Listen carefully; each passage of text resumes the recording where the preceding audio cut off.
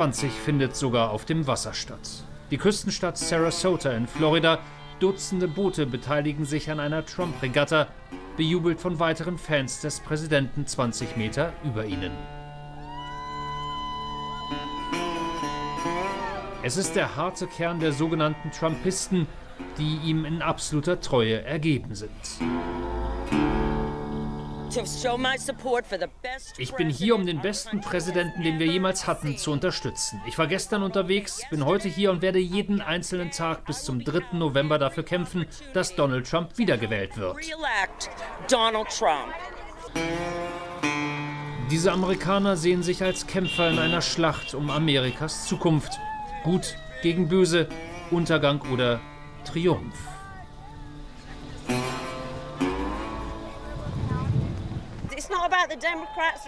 Es geht nicht um die Demokraten, es geht um den Teufel, der die Welt beherrscht. Aber das ist jetzt vorbei. Wir befreien uns hier gerade in Amerika und dann geht das überall auf der Welt weiter. Trump, wir wollen ihn 8 weitere Jahre. Amen. 8 more years. We want the 4 we miss. Amen. Florida ist einer von 6 besonders umkämpften Bundesstaaten. Der Sunshine State ist mit 21 Millionen Einwohnern der drittbevölkerungsreichste in den USA und damit einer der wichtigsten Staaten überhaupt. Wer Florida gewinnt, hat gute Chancen, Präsident zu werden. Das weiß auch die Armee von freiwilligen Helfern, die die Straßen sichtbar erobert hat. Sie sind deutlich sicht- und hörbarer als die Demokraten, als die Unterstützer von Joe Biden, nicht nur in Florida. All the world will cheer him then, hurrah, hurrah, we'll march with all glory up high in the air, then humbly kneel down and thank God in prayer, and we'll keep America great when Donald Trump wins again.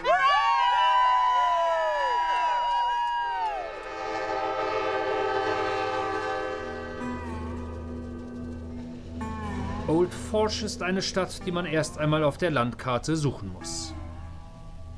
8000 Einwohner, viele Einwanderer aus Italien. Früher sicherten die Kohlegruben in der Umgebung Lohn und Brot für die Einwohner. An diesem Donnerstag im Sommer blickt jedoch ganz Pennsylvania nach Old Forge. Der Präsident wird erwartet und seine Anhänger haben die Stadt übernommen.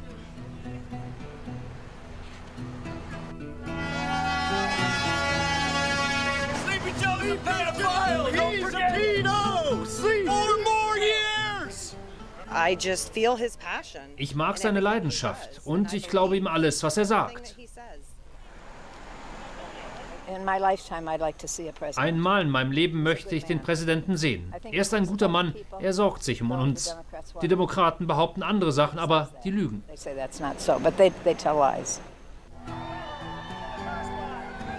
Donald Trump kommt per Auto. Kein Präsident zum Anfassen, kein Bart in der Menge. Die Sicherheitsbestimmungen des Secret Service lassen das nicht zu. Aber immerhin haben seine Fans das Gefühl, ihrem Mann aus Washington ganz nah zu sein. Es ist ein Empfang, wie ihn Trump schätzt. Es ist seine Bestätigung, die Menschen hier lieben mich.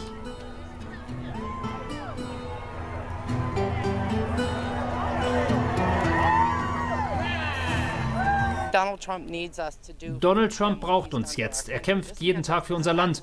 Und er macht das, ohne auch nur $1 daran zu verdienen. Warum tut er das? Weil er das Land liebt. Wir stehen hinter ihm, 100%ig. We're behind him. 100%. Yep. Kompromisslose Verehrung ohne Wenn und Aber. Der Präsident hat sich Old Forge mit Bedacht als Wahlkampfort ausgesucht. Es liegt direkt um die Ecke von der Stadt Scranton, der Heimat von Joe Biden. Es ist quasi ein Wildern im Vorgarten seines Herausforderers.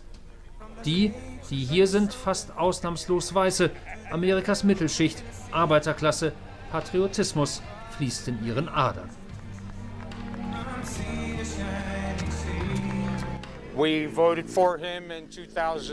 Wir haben für ihn 2016 gestimmt und wir möchten, dass es in dieselbe Richtung weitergeht.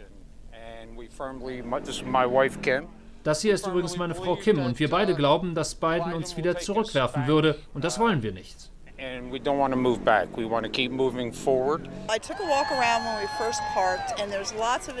Als wir vorhin geparkt haben, bin ich ein bisschen herumspaziert und ich habe sehr viele Leute getroffen, die sagen, nochmal 4 Jahre, wir lieben ihn, weil er sagt America First.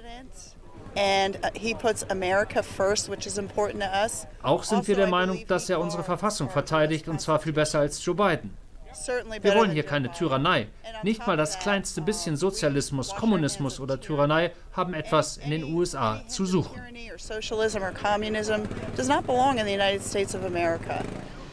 Kritik am eigenen Präsidenten scheint ein No-Go zu sein unter Trumps Anhängern. Hunderttausende von Corona-Toten, die weltweite Isolierung Amerikas, die innere Zerrissenheit, kein Thema. Donald Trump weiß, was wichtig ist für seine Basis, und Angst spielt eine große Rolle in diesem Wahlkampf.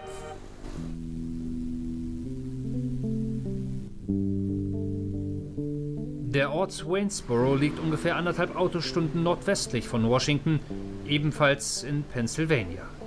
Ein pittoreskes Zentrum, viele kleine Läden, das Leben scheint behütet, fernab der Großstadt. Caleb Hagee will dennoch vorbereitet sein für den Fall der Fälle. Training in einer Schießanlage am Ortsrand mit der Waffe, die er immer bei sich führt. Ich habe meine Pistole hier, extra Magazine und dann hier drüben Pfefferspray und einen Taser. Wenn du die Waffe auf mich richtest, richte ich meine auf dich. Aber wenn du mich mit einem Messer bedrohst und wir sind weit genug auseinander, benutze ich eher das Pfefferspray als Waffe. Hey, ich setze mich eher mit nicht tödlichen Mitteln zur Wehr. Und wenn ich nicht muss, erschieße ich dich auch nicht. Obwohl ein Schuss nicht immer tödlich sein muss. Ganz davon abgesehen macht es sich vor Gericht immer besser. Quite frankly, it looks a lot better in court if you use pepper spray against a knife instead of a gun against a knife. Die Krawalle, die teils gewaltsamen Black Lives Matter-Proteste kennt der 24-Jährige nur aus dem Fernsehen. Doch die schrillen Töne aus Washington sind bei ihm auf offene Ohren gestoßen. Falls die Gewalt zu uns rüberschwappen sollte, möchte ich mich selbst verteidigen können, auch wenn ich mich nicht so wohl dabei fühlen würde. Das beste Mittel, eine Auseinandersetzung mit Waffen zu gewinnen, ist, sie gänzlich zu vermeiden. Aber nochmal, wenn was passiert, will ich mich, auch wegen meiner Familie, zur Wehr setzen können. So denken viele Amerikaner. Das Wahlkampfthema Law and Order ist längst auch draußen im Lande, im Mittleren Westen angekommen. Für Carl Hills Geschäft ist das gut. Seit Monaten verkauft er ungefähr 5-mal so viele Waffen wie zuvor. Vor allem Republikaner zählen zu seinen Kunden.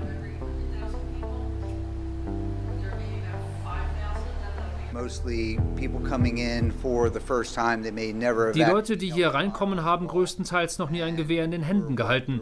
Sie suchen nach Waffen, mit denen sie sich verteidigen können, und wir erklären ihnen dann alles. Ich kann Ihnen aber sagen, die Zahlen sind extrem nach oben gegangen im Vergleich zu den Zeiten vor Corona und vor allem vor den Ausschreitungen da draußen.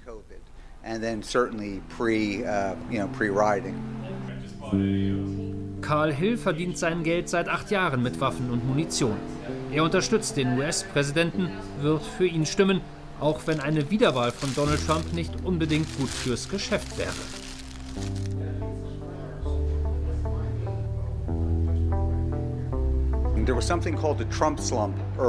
Es gab auch schon vor einigen Jahren den sogenannten Trump-Slump. Soll heißen, als Trump 2016 gewählt wurde, ging die Zahl der verkauften Waffen komplett in die Knie.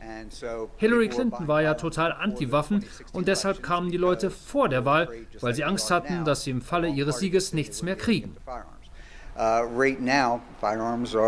Und so ist das jetzt auch. Momentan bekommen wir nicht mal genug Nachschub. Wenn Trump gewinnt, wird erstmal nichts passieren. Aber wenn er dann tatsächlich vereidigt wird, dann gehen die Zahlen wieder runter.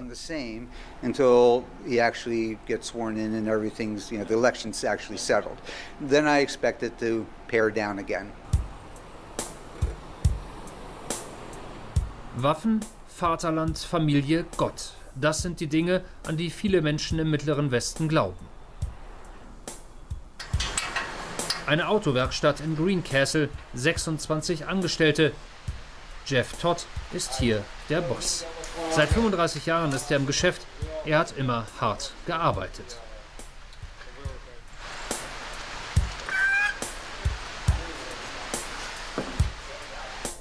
In seinem kleinen Büro ist all das zu finden, was ihm wichtig ist. Und dazu zählt auch, direkt nach dem lieben Gott, Donald Trump.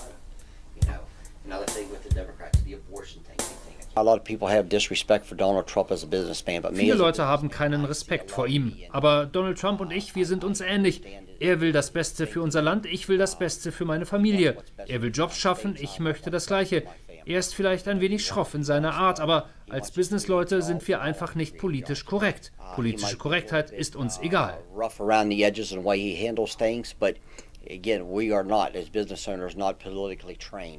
Wir haben ein Ziel, darauf richten wir alles aus und dann geht es weiter.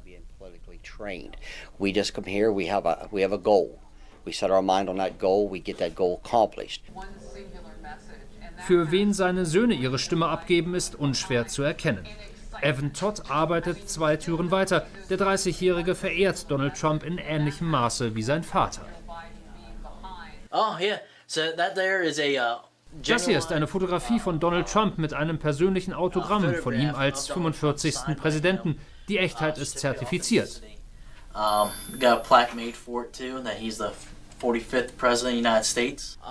Ich habe das bei eBay bekommen für $300. Das ist ziemlich billig. Ich habe andere für $800 gesehen, wobei die dann auch noch die Unterschrift von Vizepräsident Mike Pence drauf hatten. Im Rezeptionsbereich läuft von morgens früh bis abends spät Fox News, der konservative Haussender des US-Präsidenten. Was immer er getan hat, es war genau das, was er versprochen hat. Und das ist ja auch sein Wahlslogan: Promises made, promises kept. Die Wirtschaft ist so viel besser als vor seiner Zeit. Er ist wahrscheinlich der beste Präsident, den wir jemals hatten. Ich habe in meinem Büro überall Bilder und Zitate von früheren Präsidenten. Reagan, Roosevelt, Washington. Ich bin ein absoluter Patriot und er ist das auch. Er ist unsere Stimme. I am a very patriotic person and he is a patriot for the American people. He really is. He's our voice. Auch finanziell, erzählen die Todds, gehe es ihnen deutlich besser unter Trump als zu Obamas Zeiten. Der Laden brummt, es gibt weniger behördliche Regularien. Durch die Senkung der Steuern bleibt am Monatsende deutlich mehr übrig als noch 2016.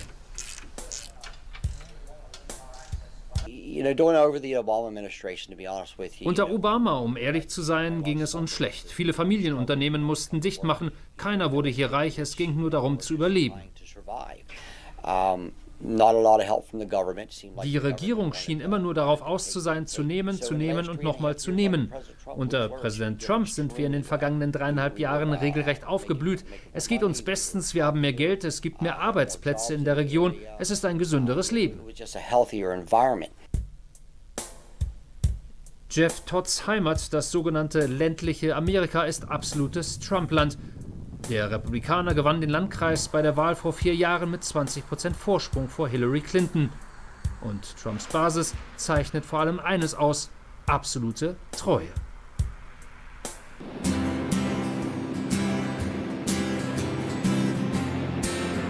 Auch hier 150 Kilometer weiter nordwestlich in Pennsylvania gibt es jede Menge Trump-Jünger. Und Youngstown ist zu einem regelrechten Wallfahrtsort geworden. Dank dieses Kunststoffpräsidenten, 6 Meter hoch, wetterfeste Frisur. Er ist Teil des inzwischen berühmten Trump-Hauses im Landkreis Westmoreland. Just one person needs to sign, then put how many people in your party. On the left-hand side, the shirts go from small to 5X. Die Schlange der Wartenden ist gut 150 Meter lang, quasi zu jeder Tageszeit. Es ist ein guter Überblick darüber, wer die Trump-Wähler eigentlich sind.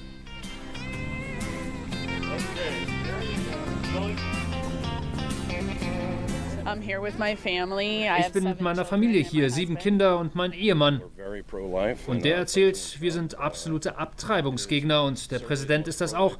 Er kämpft für das ungeborene Leben wie kaum ein anderer, außer vielleicht Ronald Reagan. Wir unterstützen Trump und hoffen auf ein gutes Ergebnis am Wahltag.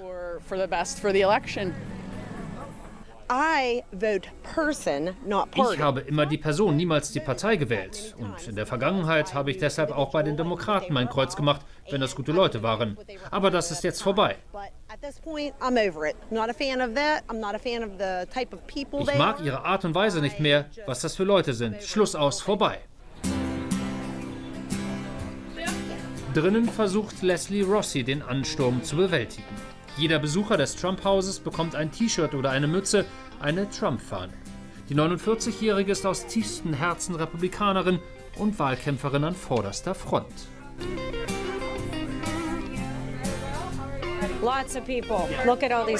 Schaut euch das an, wie viele Leute hier sind. Reiche, Arme, auch Immigranten kommen uns besuchen. Ich hatte hier 2016 eine Frau aus dem Ausland. Ich habe ihr unsere Verfassung geschenkt und inzwischen hat sie die amerikanische Staatsbürgerschaft angenommen und wählt Donald Trump.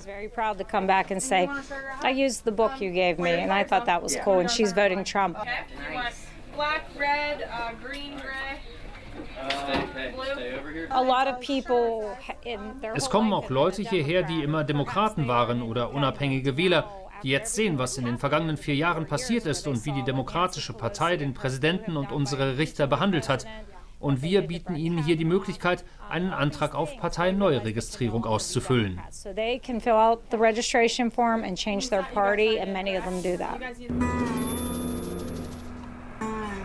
Der 500-Seelen-Ort wird jeden Tag von bis zu 3000 Trump-Fans besucht. Youngstown, so scheint es, ist fest in der Hand des Präsidenten. Doch es gibt auch noch die andere Seite, wenn man ein wenig sucht.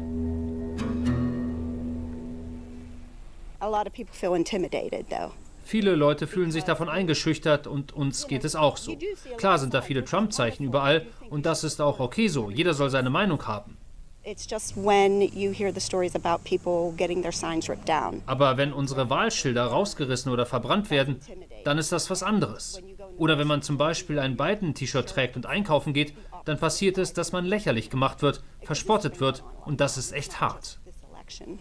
But when you have the T-shirt on of the opposite, party, you get ridiculed. And that part is hard. Joe und Aline Cunningham leben seit knapp 30 Jahren in Youngstown. Eigentlich fühlen sie sich wohl, doch zuletzt ist es ungemütlicher geworden, unsicherer. Das Trump-Haus ganz in der Nähe hat auch damit zu tun, die Leute, die es besuchen.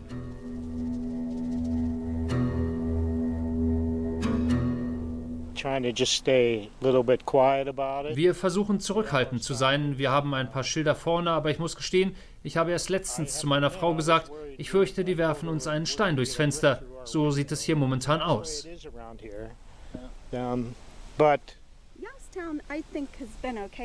Wir haben vielleicht das Glück, dass wir direkt an der Hauptstraße wohnen. Da ist es ein bisschen sicherer, aber je weiter raus du kommst, desto mehr wird zerstört und rausgerissen.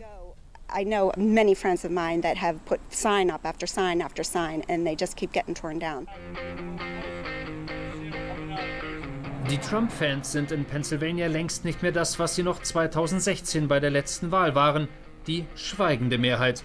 Sie sind selbstbewusst, sie sind präsent, sie sind stolz, fühlen sich als Teil einer Bewegung.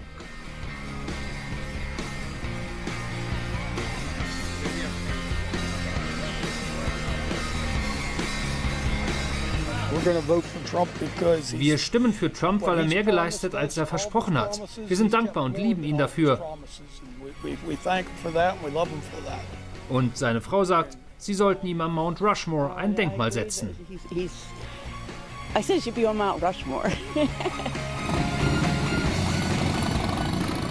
Bevor es soweit ist, muss Donald Trump aber erst einmal wiedergewählt werden.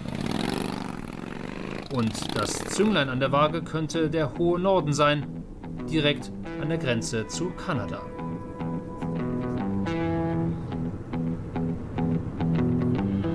Michigan, Wisconsin, Trump gewann hier im sogenannten Rust Belt hauchdünn gegen Hillary Clinton. Es sind sogenannte Battleground States, wörtlich übersetzt Schlachtfelder.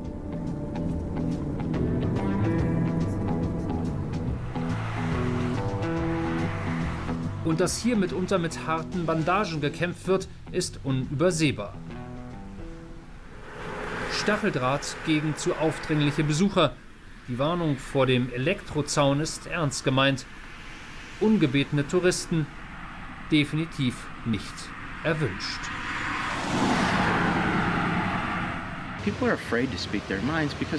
Viele Leute haben Angst, ihre Meinung zu sagen, weil sie Sorge vor den Konsequenzen haben. Ich bin da anders. Schaut euch mein Haus an. Ich sage, was ich denke. Das Recht ist in unserer Verfassung verankert. Aber zu welchem Preis? Leute fahren hier vorbei, schreien Obszönitäten aus dem Fenster, nennen mich geistig zurückgeblieben, weil ich Trump mag. Und auch meine Frau und meine Kinder müssen sich das anhören. Das ist doch einfach traurig.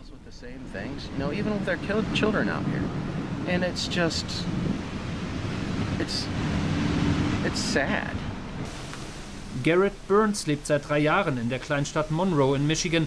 Er zählt sich zum gehobenen Mittelstand. Überdurchschnittliches Einkommen. Er ist Abteilungsleiter in einer Schweißertechnikfirma. Und überzeugt, der Präsident macht's noch einmal.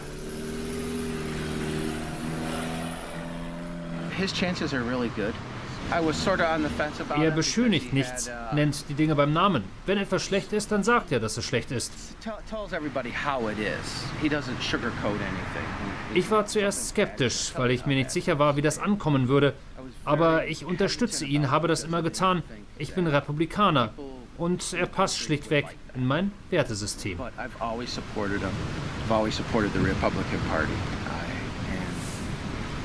It's just the way I vote and the way my belief systems are. Einige Meilen entfernt versucht Jeff Brooks, die vorbeirauschenden Wähler vom Gegenteil zu überzeugen. Trump ist eine Gefahr, hat er auf eines seiner Schilder gepinselt, auf das andere zu viel Fox News verblödet. Der 73-jährige Vietnamkriegsveteran ist aufs Schlachtfeld zurückgekehrt in den Wahlkampf.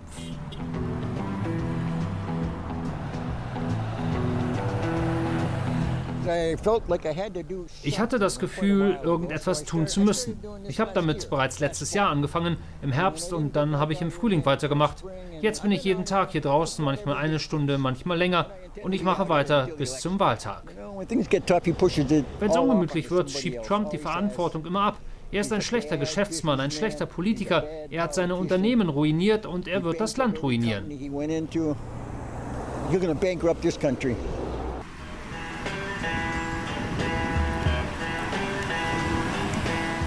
Doch Trumps Basis sieht das anders. Für sie verkörpert der 74-jährige Nationalstolz, Patriotismus, amerikanische Ideale. Ein robuster Kämpfer für amerikanische Interessen auf internationaler Bühne. Auch wenn oder vielleicht weil er überall aneckt.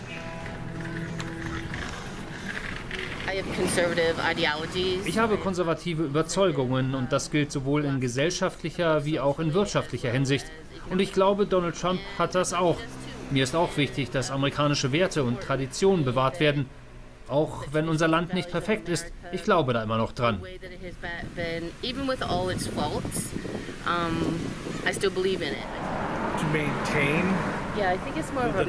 Es geht vor allem darum, Dinge zu bewahren und fortzuführen. Trump muss noch einige Sachen beenden, die er versprochen hat, als er gewählt wurde. Klar, über seine Rhetorik kann man streiten, aber man heuert schließlich einen Handwerker an, damit er Dinge repariert und nicht, weil er so ein guter Redner ist.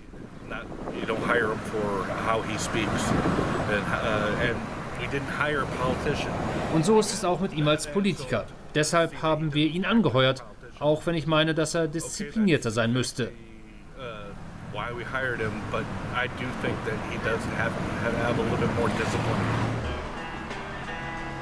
Als Demokrat fühlt sich mancher in Michigan fast ein wenig umzingelt. In Umfragen lag hier zwar Joe Biden zuletzt vorne, doch gemessen an Plakaten und Wahlschildern entlang der Straßen hat der Amtsinhaber ein klares Übergewicht.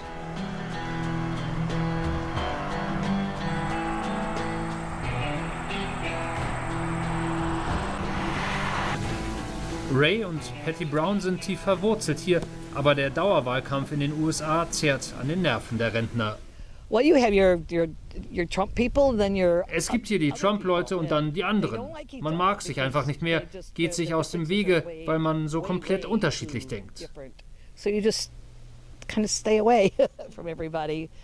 Wenn wir unsere beiden Schilder rausstellen, werden die innerhalb von wenigen Minuten geklaut, aber bei den Trump-Zeichen ist es genau dasselbe. Ich war's nicht.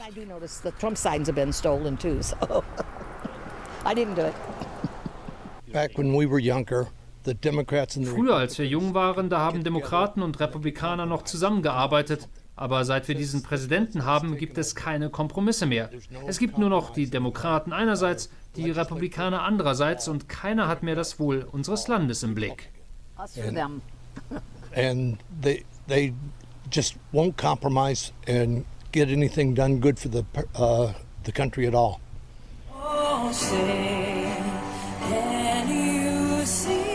Zurück nach Florida, wo die Anhänger von Donald Trump zwar deutlich präsenter sind auf den Straßen, der Herausforderer des Präsidenten zuletzt aber in den Umfragen vor dem Amtsinhaber lag. Trumps Jünger setzen auf Themen wie Nationalstolz, Patriotismus, Sicherheit, Law and Order, konservative Werte und sie scheinen überall zu sein. Die Demokraten fahren eine andere Strategie. Sie sind unterwegs in kleinen Teams, klappern Nachbarschaften ab, vor allem die mit einer hispanischen Mehrheit, eine bei dieser Wahl möglicherweise entscheidende Wählergruppe. Werbung für ihre Kandidaten, für Joe Biden, mit Maske und Social Distancing. Informationen werden direkt zur Haustür geliefert.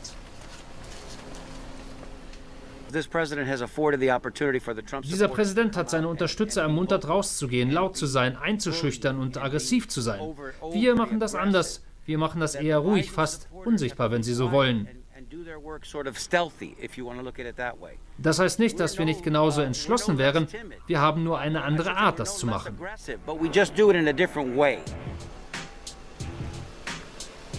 Die Unsichtbaren gegen die Sichtbaren. Nach außen hin wirkt es wie ein ungleicher Kampf, David gegen Goliath.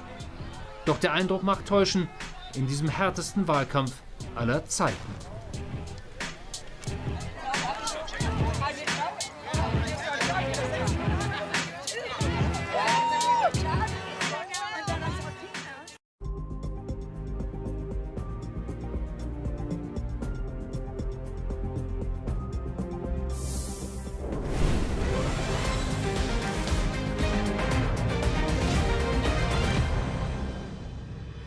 Es ist 10 Minuten vor 3 Uhr an diesem Mittwoch, den 30. September. Guten Morgen hier bei Welt und gleich beginnt das mit Spannung erwartete erste TV-Duell im Rennen um die US-Präsidentschaftswahl am 3. November. Wir wollen live nach Cleveland im Bundesstaat Ohio schauen. Dort finden die letzten Vorbereitungen statt. In gut 9 Minuten wird es losgehen. Wir sehen hier die Organisatoren, die noch einmal erklären, wie das Ganze ablaufen wird. Die Bühne ist aufgebaut. Donald Trump gegen Joe Biden, also der republikanische Amtsinhaber gegen seinen Herausforderer von den Demokraten. Wir sehen bereits das Live-Bild und dort können Sie auch die Bühne sehen. Normalerweise werden 900 Menschen live mit dabei. 100 Millionen an den Fernsehschirmen, in den sozialen Netzwerken. Aber wir leben im Moment in Corona-Zeiten und deshalb dürfen in den großen Saal der Cleveland University nur 70 Menschen das Ganze live erleben. Wir bei Welt werden übrigens diese Debatte im Original übertragen. Wir haben uns lange Gedanken darüber gemacht, aber wir wollen natürlich hören, wie die beiden argumentieren, wie sie miteinander umgehen. Die Podeste stehen und übrigens nur der Moderator Chris Wallace von Fox News, das ist der Lieblingssender von Donald Trump, wird in den kommenden 90 Minuten sitzen. Und mit mir begleiten wird diese erste von 3 TV-Duellen vor dem 3. November unser US-Korrespondent Steffen Schwarzkopf von Washington aus. Guten Morgen, Steffen. Ja, lass uns doch mal vielleicht tatsächlich mit dem Moderator Chris Wallace anfangen. Der Einzige, der ja sitzen wird in den kommenden 90 Minuten. Kann man es wirklich so sagen, dass es ein Heimspiel für Donald Trump damit werden wird? Könnte man meinen, Chris Wallace als Fox News Moderator seit 20 Jahren übrigens da schon im Geschäft. Aber interessanterweise ist Chris Wallace kein Republikaner, wie man glauben könnte, sondern ein registrierter Demokrat. Und er ist einer, der in den vergangenen Jahren und Jahrzehnten seine Unabhängigkeit immer wieder bewiesen hat, gesagt hat, all das, was hier auf Fox News läuft, teilweise damit stimme ich überhaupt nicht überein. Er ist einer, der unbequeme Fragen stellt und Donald Trump hat im Vorfeld kritisiert, dass er, Donald Trump, ja wahrscheinlich die härteren Fragen kriegen würde und dass Chris Wallace, der Moderator, mit Joe Biden viel sanfter, viel milder umgehen würde. Er selbst, der 72-jährige Wallace, hat gesagt, er möchte eigentlich unsichtbar sein. Also er möchte die beiden Kontrahenten miteinander diskutieren, sprechen lassen. Er möchte sich nicht unbedingt einmischen, nur den Leitfaden vorgeben, aber sich ansonsten so gut es geht raushalten aus dieser Debatte. Steffen, wie genau wird denn dieses TV-Duell ablaufen? Also in sehr geordneten Bahnen, das ist zumindest der Plan. Möglicherweise machen Donald Trump und Joe Biden dem Ganzen da einen Strich durch die Rechnung. Aber es sind sozusagen 6 Segmente, à 15 Minuten. Das heißt jeweils Themen, die da abgearbeitet werden in Blöcken, unter anderem natürlich die Corona-Krise hier in den USA, weiterhin ein gewaltiges Thema mit mehr als 200.000 Toten. Wirtschaft ist ein Thema, der Supreme Court ist natürlich auch ein Thema und es wird um die beiden Persönlichkeiten selbst gehen, Joe Biden und Donald Trump. Rein theoretisch hat jeder genau immer 2 Minuten Zeit, um zu antworten auf die Fragen des Moderators, auch dann um eine Replik zu geben auf den Kontrahenten. Das sind die Leitlinien, die vorgegeben wurden, aber unterm Strich sind es die beiden Akteure im Ring, die aufeinander losgehen und da könnte es sein, dass das Format dann doch an der einen oder anderen Stelle da gekapert wird. Steffen, du hast es eben mit Stichwort genannt. Es soll geordnet ablaufen, dieses TV-Duell. Aber wenn man allein sich schon die letzten Stunden jetzt vor dem Duell anschaut, also da war nichts geordnet. Da ging es ja schon heftig hin und her zwischen dem Trump- und dem Biden-Lager.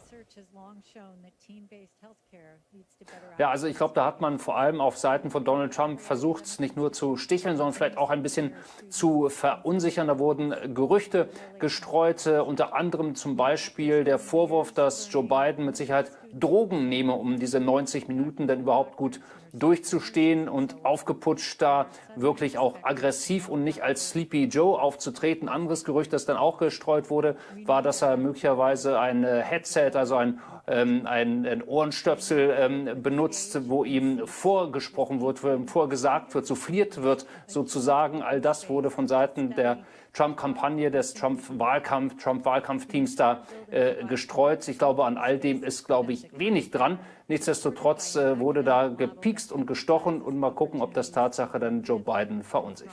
Wir sehen das Live-Bild aus Cleveland. Die letzten Vorbereitungen laufen. In gut 4 Minuten wird es dann offiziell beginnen. Aber Steffen, das, was wir gehört haben, das ist ja ein wahrer Nervenkrieg, der sich da im Vorfeld bereits abgezeichnet hat. Und das verheißt ja auch, dass es tatsächlich offenbar ein Duell mit verbalen Schlägen unter die Gürtellinie werden könnte, oder? Also das könnte gut sein, wobei es aus dem Biden-Lager heißt, dass man Joe Biden, dass man den eigenen Mann eher als seriösen Staatsmann, präsidial hier demonstrieren will. Also er soll dann eben auf Augenhöhe mit Donald Trump auf jeden Fall auftreten und eben nicht die Tiefschläge ansetzen bei Donald Trump. Da ist man sich nie so sicher, wie er da reagiert. Wir erinnern uns vielleicht auch noch an 2016, Hillary Clinton damals. Donald Trump, der mehr oder minder hinter Hillary Clinton herumturnt und ihr über die Schulter schaute. Das wird es diesmal nicht geben, weil die beiden natürlich hier am Podium kleben. Aber bei Donald Trump weiß man, der wird auf Joe Biden zugehen, ihn verbal attackieren. Da wird es bestimmt auch um Joe Bidens Sohn Hunter, um die sogenannte Ukraine-Affäre gehen. Also da wird es mit Sicherheit persönlich und das ist auch das, was wir von Donald Trump hier erwarten dürfen. Und wir sehen jetzt gerade die Ehefrau von Joe Biden, Jill Biden, die den Saal betritt. Davor Ivanka Trump und die anderen Töchter von Donald Trump, die in die Halle gekommen sind. In 3 Minuten wird es losgehen. Natürlich alles unter Corona-Maßregeln. Sie haben den Saal mit Masken betreten. Und dort sehen wir jetzt Chris Wallace. Er wird der Moderator sein. Ein paar Worte noch jetzt zu den Zuschauern, die allerdings noch nicht auf die Mikrofone gegeben werden. Aber das wird der Mann sein, der in den kommenden 90 Minuten dann die entscheidenden Fragen stellt bei diesem ersten TV-Duell zwischen Donald Trump und Joe Biden. Also die Spannung, sie steigt. 3 Minuten sind es noch ganz genau. Dann wird es losgehen. Steffen, man muss ja aber auch sagen, sowohl Donald Trump als auch Joe Biden sind erfahrene Debattengänger. Joe Biden zweimal als Vizepräsident unter Barack Obama. Da war er auch sehr aktiv, damals, als er angetreten ist. Und du hast es ja schon angesprochen, Donald Trump mit Hillary Clinton 2016. Ja, da ist er rumgetont. Das hat man richtig gesehen. Also er ist da ein bisschen eingeschränkt. Aber er hat halt, sag ich mal, das Wort auf seiner Seite. Er ist ja ein begnadeter Redner. Und er ist vor allem auch einer, der es versteht, auszuteilen. Das sehen wir hier fast täglich. In Washington im Übrigen, weil er sehr oft das Gespräch oder den Streit, muss man ja sagen, mit den Reportern, mit den Journalisten sucht, wo es auch mal einen Schlagabtausch gibt. Also insofern, darauf ist er, glaube ich, gut vorbereitet. Er hat trainiert hier auch für dieses TV-Duell mit Chris Christie, dem ehemaligen Gouverneur von New Jersey, aber auch mit Rudy Giuliani, seinem Buddy aus New York. Die haben dann auch Fragen an ihn abgefeuert, auf die er reagieren musste. Also das, was da kommen könnte, hat man versucht zu antizipieren. Joe Biden hat auch trainiert, das gesamte vergangene Wochenende tatsächlich mit einem Laienschauspieler, wenn man denn so will, der Donald Trump dargestellt hat, um auch vorbereitet zu sein, eben auf persönliche Angriffe, um Niederschläge sozusagen zu vermeiden. Also beide haben da intensiv trainiert und glauben zumindest vorbereitet zu sein auf das, was da kommen könnte. Wir sehen hier die eine Tochter von Donald Trump, Tiffany Trump, im Bild. Also die Familie Trump natürlich mit dabei. Jetzt hier Ivanka. Und sie schauen natürlich in eine Richtung. Aber man sieht auch bei Ivanka ein wenig angestrengt wirkt sie schon, obwohl sie natürlich klar hinter ihrem Vater steht. Und man sieht hier auch seinen einen Sohn, den Sohn von Donald Trump, der natürlich auch mit dabei ist. Das ist übrigens der zweitälteste Sohn und der ja auch für seinen Vater über Twitter vor allen Dingen sehr viel macht. Chris Wallace noch einmal mit den letzten Worten. Er richtet sie an die 70 Personen, die im Saal sind und das Ganze live verfolgen werden. Er begibt sich jetzt übrigens zu seinem Platz, übrigens zu dem einzigen Stuhl auf der Bühne, denn die beiden anderen Kontrahenten, die werden sich ja dort dann an die Podien begeben. Und der erste Applaus ist jetzt auch zu hören. Das bedeutet, Melania Trump, die First Lady der Vereinigten Staaten, hat jetzt den Saal betreten. Im Hintergrund natürlich warten jetzt Donald Trump und Joe Biden auf ihren großen Auftritt. Melania Trump hat Platz genommen, auch mit einer Maske. Ist ja sehr interessant, weil zum Beispiel ihr Ehemann, der amtierende Präsident, es ja eigentlich strikt ablehnt, eine Maske zu tragen. Es ist jetzt ganz genau 3 Uhr deutscher Zeit. Das heißt 21 Uhr in den Vereinigten Staaten. Eastern Time, also an der Ostküste. Und jetzt natürlich steigt die Spannung, weil Donald Trump und Joe Biden gleich an die Mikrofone treten werden. Natürlich auch die US-Networks, die ausführlich darüber berichten. Steffen, und das ist ja schon erstaunlich, oder? Es werden bis zu 100 Millionen Zuschauer erwartet. Das sind ja Einschaltquoten in den Vereinigten Staaten, die man normalerweise nur beim Super Bowl, also beim American Football hat. Und das ist das größte Sportereignis in den Vereinigten Staaten. Absolut, wenn ich hier auch mal wieder auf das Live-Bild schaue. Donald Trump kriegt, im Übrigen haben wir gerade erfahren, die erste Frage. Und es geht unheimlich viel, das darf man nicht unterschätzen. Donald Trump liegt zurück in den Umfragen, in den nationalen Umfragen, 6, 7, 8 Prozentpunkte, auch in vielen Swing-States. Und er setzt alles auf eine Karte. Er hofft auf diese TV-Duelle, das heutige und 2 weitere, die noch folgen werden. Also er muss heute punkten, er muss die Amerikaner, er muss die Menschen überzeugen, dass er der bessere Kandidat ist, dass er als Amtsinhaber weiterhin 4 Jahre im Weißen Haus sein muss. Und deswegen ist das von größter Bedeutung, was hier heute Abend passiert. Und das erklärt natürlich auch das enorme Interesse. Vorhin haben wir gehört, du hast es gesagt, 100 Millionen, andere sagen 120, 130 Millionen Menschen, die da heute zuschauen werden. Nicht nur in den USA, sondern natürlich weltweit. In Deutschland das Interesse, nehme ich an, Carsten, auch gewaltig. Und insofern, glaube ich, ist die Spannung, die hier aufgebaut wird, auch durch dieses Live-Bild auf den Moment, wo denn Donald Trump und Joe Biden auf die Bühne jetzt kommen werden, enorm.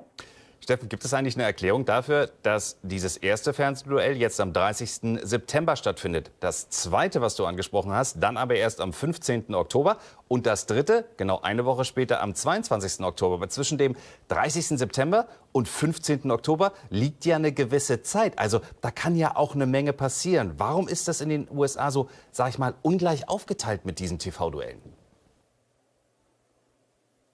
Ja, man könnte sagen, 2 Wochen Zeit, um Luft zu holen, um durchzuatmen, um sich dann nochmal neu aufzustellen, zu überlegen, was machen wir anders. Nein, aber der Grund tatsächlich ist der, dass es genau eine Woche später auch ein Fernsehduell gibt, und zwar das Fernsehduell der Vizepräsidentschaftskandidatin Kamala Harris gegen den amtierenden Vizepräsidenten Mike Pence. Da natürlich auch interessant, wie geben die sich beiden, wie angriffslustig wird da Kamala Harris sein, diejenige, die möglicherweise schon jetzt als Erbin eines möglichen Präsidenten Joe Biden gehandelt wird. Also deswegen werden da auch sehr, sehr viele Menschen zuschauen. Deswegen aber auch diese Pause. Insgesamt 3 Fernsehduelle. Es wurde vorher von der Trump-Seite gefordert, wir brauchen mehr TV-Duelle. Wir wollen mindestens 4 haben. Wir wollen früher damit anfangen, auch aus einem Grund, das ist ganz interessant, weil nämlich hier in den USA schon die Wahl begonnen hat. Es gibt das sogenannte Early Voting. Das heißt, die Menschen haben da ihre Stimmen teilweise in Bundesstaaten schon abgegeben. Briefwahl hat begonnen und Donald Trump wollte da schon vorher quasi die Stimmung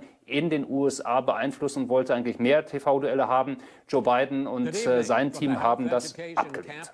Steffen, lass uns reinhören. Chris Wallace, der Moderator des ersten TV-Duells in den Vereinigten Staaten, eröffnet jetzt dieses Duell und wir werden das Ganze live im Originalton hier bei Welt übertragen. Die kommenden 90 Minuten ganz im Zeichen von Donald Trump und Joe Biden.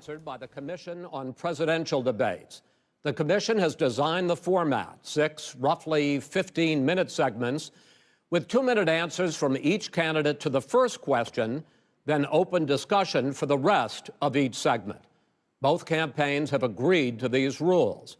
For the record, I decided the topics and the questions in each topic. I can assure you, none of the questions has been shared with the Commission or the 2 candidates.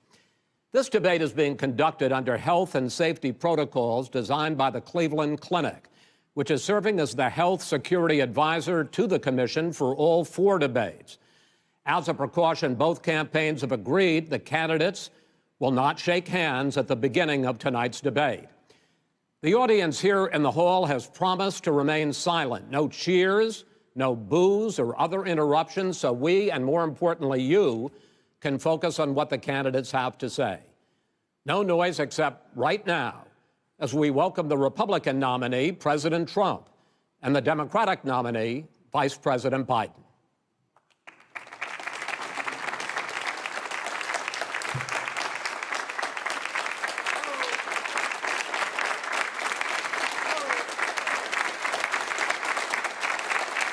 How you doing, man? How are you? I'm well.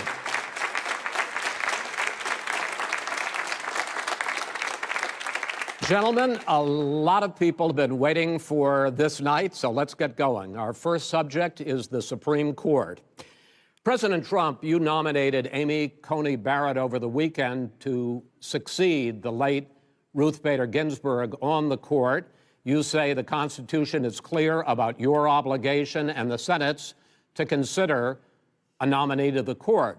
Vice President Biden, you say that this is an effort by the president and Republicans to jam through an appointment and what you call an abuse of power. My first question to both of you tonight, why are you right in the argument you make and your opponent wrong? And where do you think a Justice Barrett would take the court? President Trump, in this first segment, you go first, 2 minutes. Thank you very much, Chris. I will tell you very simply, we won the election. Elections have consequences. We have the Senate, we have the White House, and we have a phenomenal nominee, respected by all, top academic, good in every way, In fact, some of her biggest endorsers are very liberal people from Notre Dame and other places. So I think she's going to be fantastic. We have plenty of time, even if we did it after the election itself. I have a lot of time after the election, as you know. So I think that she will be outstanding. She's going to be as good as anybody that has served on that court. We really feel that. We have a professor at Notre Dame, highly respected by all, said she's the single greatest student he's ever had. He's been a professor for a long time at a great school. And we won the election, and therefore we have the right to choose her. And very few people knowingly would say otherwise. And by the way, the Democrats, they wouldn't even think about not doing it. If they had, the only difference is they'd try and do it faster. There's no way they would give it up. They had Merrick Garland, but the problem is they didn't have the election, so they were stopped. And probably that would happen in reverse also. Definitely would happen in reverse. So we won the election, and we have the right to do it, Chris. President Trump, thank you. Same question to you, Vice President Biden. You have 2 minutes.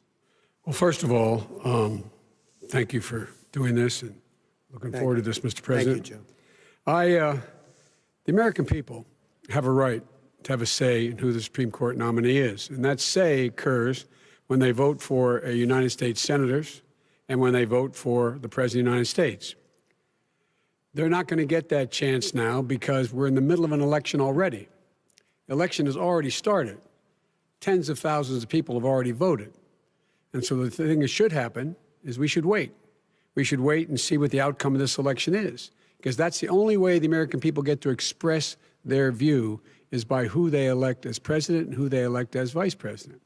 Now, what's at stake here is the president's made it clear he wants to get rid of the Affordable Care Act. He's been running on that, he ran on that, and he's been governing on that. He's in the Supreme Court right now trying to get rid of the Affordable Care Act, which will strip 20 million people from having insurance, health insurance now, if it goes into court. And the justice, and I have nothing, I'm not opposed to the justice, she seems like a very fine person. But she's written before she went on the bench, which is her right, that she thinks that the Affordable Care Act is not constitutional. The other thing that's on the court, and if it's struck down, what happens? Women's rights are fundamentally changed. Once again, a woman could be pay more money because she has a pre-existing condition of pregnancy. They were able to charge a woman more for the same exact procedure a man gets. And that ended when we, in fact, passed the Affordable Care Act. And there's 100 million people who have pre-existing conditions, and they'll be taken away as well. Those pre-existing conditions, the insurance companies are going to love this.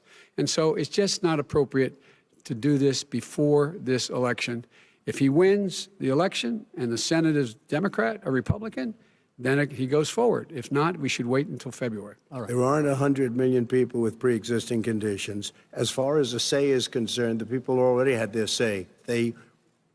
Okay, Justice Ginsburg said very powerfully, very strongly, at some point, 10 years ago or so, she said a president and the Senate is elected for a period of time, but a president's elected for 4 years. We're not elected for 3 years. I'm not elected for 3 years. So we have the Senate, we have a president. He's elected to the next during election. that period of time, we have an opening. I'm not elected for 3 years. I'm elected for 4 years. And the 100 million people, Joe, the 100 million people is totally wrong. I don't know where you got that number. The bigger problem that you have is that you're going to extinguish 180 million people with their private health care that they're very happy with. That's simply not true. Well, you're certainly going to socialist. You're going to socialist medicine. We're now into, gentlemen, we're now into open discussion. Open discussion. Open discussion. Yes, I agree. Go ahead, Vice President. Number one, he knows that what I proposed. What I proposed is that we expand Obamacare and we increase it. We do not wipe any. And one of the big debates we had with 23 of my colleagues trying to win the nomination that I won were saying that Biden wanted to allow people to have private insurance still. They can. They do. They will under my proposal. It's not what you've said, but and it's not what your party has said. That is simply your party a lie. Doesn't say it. Your party wants to go socialist medicine. My party is and me. socialist right healthcare. Now, I am and the they're going to Democratic dominate Party. you, Joe. You know that. I am the Democratic Party right now. The platform of the Not Democratic according to Party Harris. is what I, in fact, approved of. What I approved of. Now, here's the deal. The deal is that it's going to wipe out pre-existing conditions. And by the way, the 200,000 people that have died on his watch, how many of those have survived? Well, there's 7 million people that contracted COVID. What does it mean for them going forward if you strike down the Affordable Care Act? And Joe, you've had 308,000 military people dying because you couldn't provide them proper health care in the military. So don't tell me about this. I'm happy to talk about this. And if you were here, Look, it wouldn't be the deal. 200, it would be 2 million people because you were very late on the draw. You didn't want me to ban China, which was heavily infected. You didn't want me to ban All right, gentlemen, Europe, which was heavily Mr. President, You would have been Mr. much President, later, Joe. Mr. President, much later. Mr. President. You're talking about 2 million people. You're Mr. not gonna be able President, to as shut the him up. moderator, we are going to talk about COVID in the next segment, but go ahead. Let me finish. The point is that the president also is opposed to Roe v. Wade. That's on the ballot as well in the court. And so that's also at stake right now. And so the election is already You don't know it's begun. on the ballot. Why is it on the ballot? Because Why is it you on the ballot? said It's not on the ballot. It's on the ballot in the I court. don't think so. In the court. Well, There's nothing happening there. Donald, would you And just you don't be quiet know for a her minute? view on Roe v. Wade. You I don't know her view. Well, all right. Let's talk. We got a lot to unpack here, gentlemen. We got a lot of time. So on health care, and then we'll come back to Roe v. Wade. All right. Mr. President, the Supreme Court will hear a case a week after the election in which the Trump administration, along with 18 state attorneys general, are seeking to overturn Obamacare, to end Obamacare. You have spent the last... Because they want to give good health care. If I may ask my question, sir. Good health care. Over the last 4 years, you have promised to repeal and replace Obamacare, but you have never in these 4 years come up with a plan, a comprehensive plan to replace Obamacare. Of course I have. Well, I got rid of the individual mandate. I'm going to give you an opportunity. I got rid of the individual mandate, which was a big chunk of Obamacare. That is absolutely a big thing. That was the worst part of Obamacare. Sir, Chris, that was the worst part of Obamacare. Let me ask my question. Well, I'll ask Joe. The individual mandate was the most unpopular aspect of Obamacare. I got rid of it. I'd like you and we will protect people with President, I'm the moderator of this conditions. debate, and I would like you to let me ask my question, and then you can answer your question. You, in the course of these 4 years, have never come up with a comprehensive plan to replace Obamacare, and just this last Thursday, you signed a largely symbolic executive order to protect people with pre-existing conditions 5 days before this debate. So my question, sir, is what is the Trump health care plan? Fine. Well, first of all, I guess I'm debating you, not him, but that's okay. I'm not surprised. Let me just tell you something, that there's nothing symbolic. I'm cutting drug prices. I'm going with favored nations, which no president has the courage to do because you're going against Big Pharma. Drug prices will be coming down 80 or 90%. You could have done it during your 47-year period in government, but you didn't do it. Nobody's done it. So we're cutting health care. All of the things that we've done, insulin, I give you an example, insulin, it was destroying families, destroying people. The cost, I'm getting it for so cheap. It's like water, you want to know the truth. So cheap. Take a look at all of the drugs what we're doing, prescription drug prices. We're going to allow our governors now to go to other countries to buy drugs because they pay just a tiny fraction. As I say, this is open discussion. No, let me ask you about, this is big stuff. Sir, you'll be happy. I'm about to pick up on one of your points to ask the Vice President, which is he points out that you would like to add a public option to Obamacare, and the argument that he makes and other Republicans make is that that is going to end private insurance. It is and not. Well, if I can ask you the question, it will not end. What your party says, by the way. It will end private insurance and create a government takeover of health care. It does not. It's only for those people who are so poor they qualify for Medicaid. They can get that free in most states, except governors who want to deny people who are poor Medicaid. Anyone who qualifies for Medicare Medicaid would automatically be enrolled in the public option.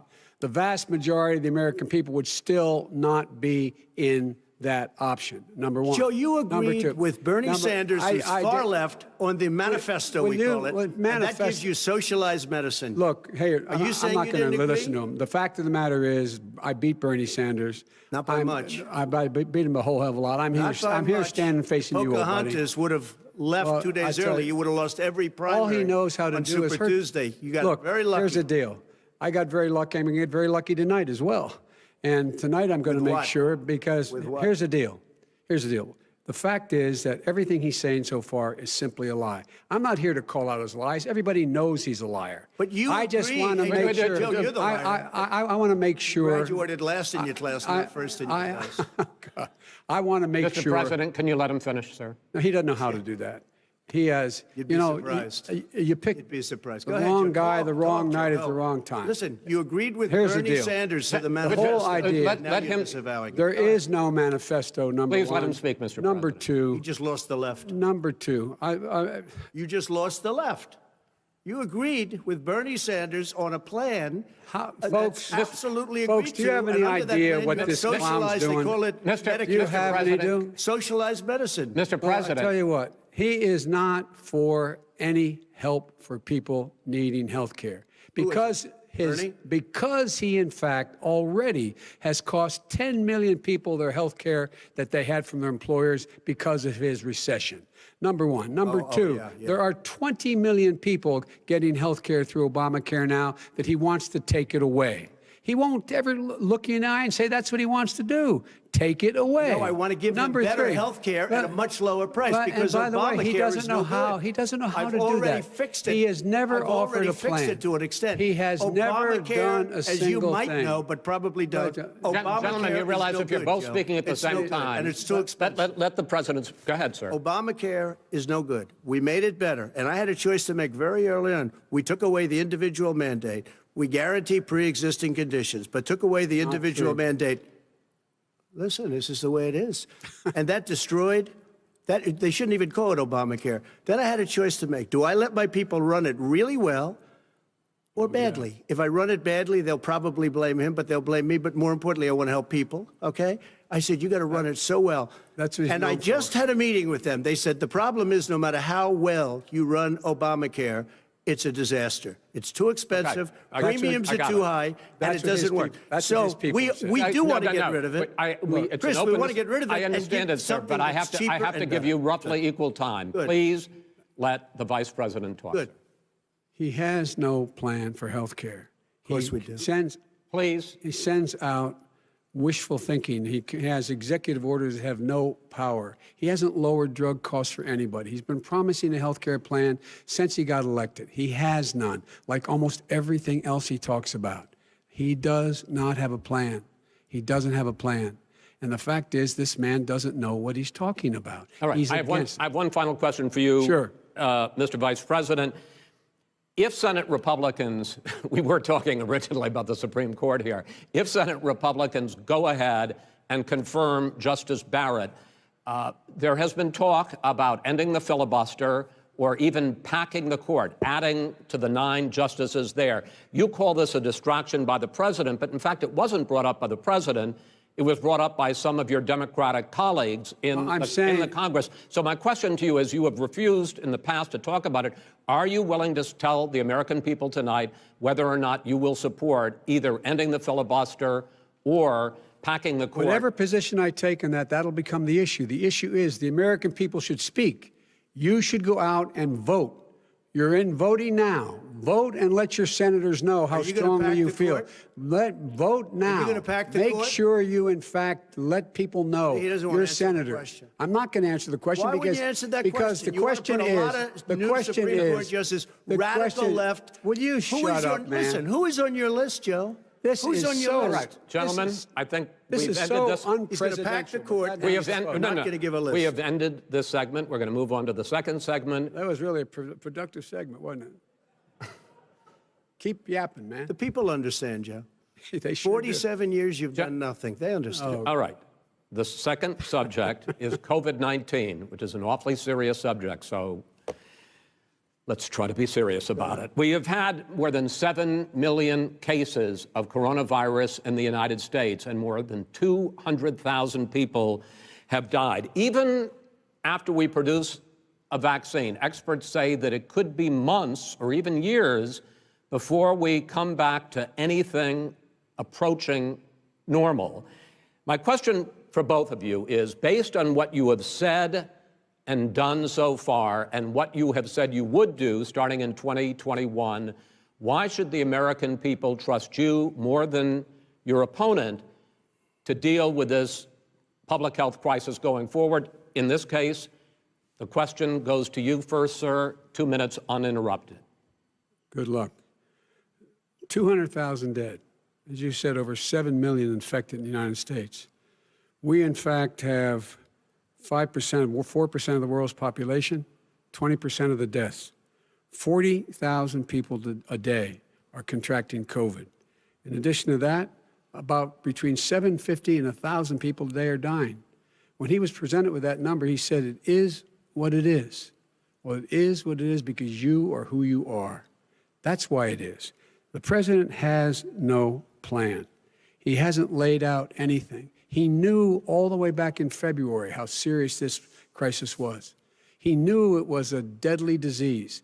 What did he do? He's on tape as acknowledging he knew it. He said he didn't tell us or give people a warning of it because he didn't want to panic the American people. You don't panic. He panicked. In addition to that, what did he do? He went in and he we were insisting that the Chinese, the people we had on the ground in China should be able to go to Wuhan and determine for themselves how dangerous this was. He did not even ask Xi to do that. He told us what a great job Xi was doing. He said we owe him a debt of gratitude for being so transparent with us. And what did he do then? He then did nothing. He waited and waited and waited. He still doesn't have a plan. I laid out back in March exactly what we should be doing. And I laid out again in July what we should be doing. We should be providing all the protective gear possible. We should be providing the money the House has passed in order to be able to go out and get people the help they need to keep their businesses open schools. It costs a lot of money. You should get out of your bunker and get out of the sand trap and get in your golf course and go in the Oval Office and bring together the Democrats and Republicans and fund what needs to be done now to save lives. So if we would have listened to you... You have 2 minutes, sir. If we would have listened to you, the country would have been left wide open. Millions of people would have died, not 200,000, and one person is too much. It's China's fault. It should have never happened. They stopped it from going in, but it was China's fault. And by the way, when you talk about numbers, you don't know how many people died in China. You don't know how many people died in Russia. You don't know how many people died in India. They don't exactly give you a straight count, just so you understand. But if you look at what we've done, I closed it, and you said he's xenophobic. He's a racist, and he's xenophobic because you didn't think I should have closed our country. Wait a minute. It says 2 minutes. You didn't think we should have closed our country because you thought it was terrible. You wouldn't have closed it for another 2 months. By my doing it early, in fact, Dr. Fauci said, President Trump saved thousands of lives. Many of your Democrat governors said, President Trump did a phenomenal job. We worked with the governor. Oh, really? Go take a look. The governors said I did a phenomenal job. Most of them said that. In fact, people that would not be necessarily on my side said that.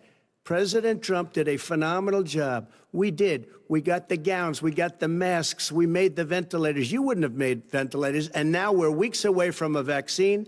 We're doing therapeutics already. Fewer people are dying when they get sick. Far fewer people are dying. We've done a great job. The only thing I haven't done a good job, and that's because of the fake news. No matter what you say to them, they give you bad press on it. It's just fake news. They give you good press. They give me bad press because that's the way it is, unfortunately. But let me just tell you something. I don't care. I've gotten used to it. But I'll tell you, Joe, you could never have done the job that we did. You don't have it in your blood. You could have never done that job. I know how to do the job.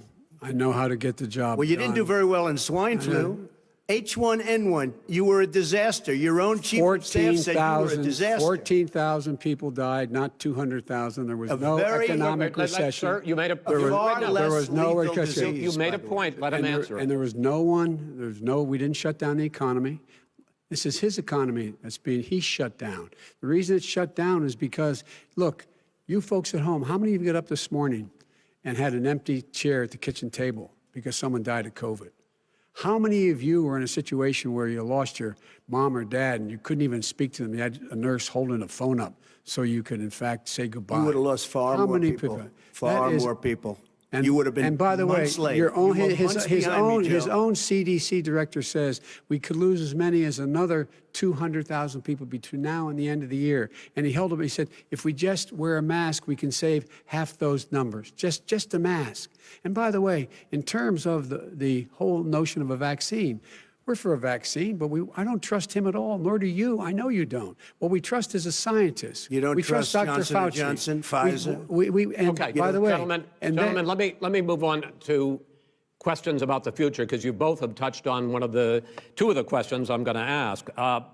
Focusing on the future first, President Trump, you have repeatedly either contradicted or been at odds with some of your government's own top scientists. The week before last, the head of the Centers for Disease Control, Dr. Redfield, said it would be summer before the vaccine would become generally available to the public. You said that he was confused and mistaken. Those were your two words. Yeah. But Dr. Slaoui, the head of your Operation Warp Speed, has said exactly the same thing. Are they both wrong? Well, I've spoken to the companies, and we can have it a lot sooner. It's a very political thing because people like this would rather make it political than save lives.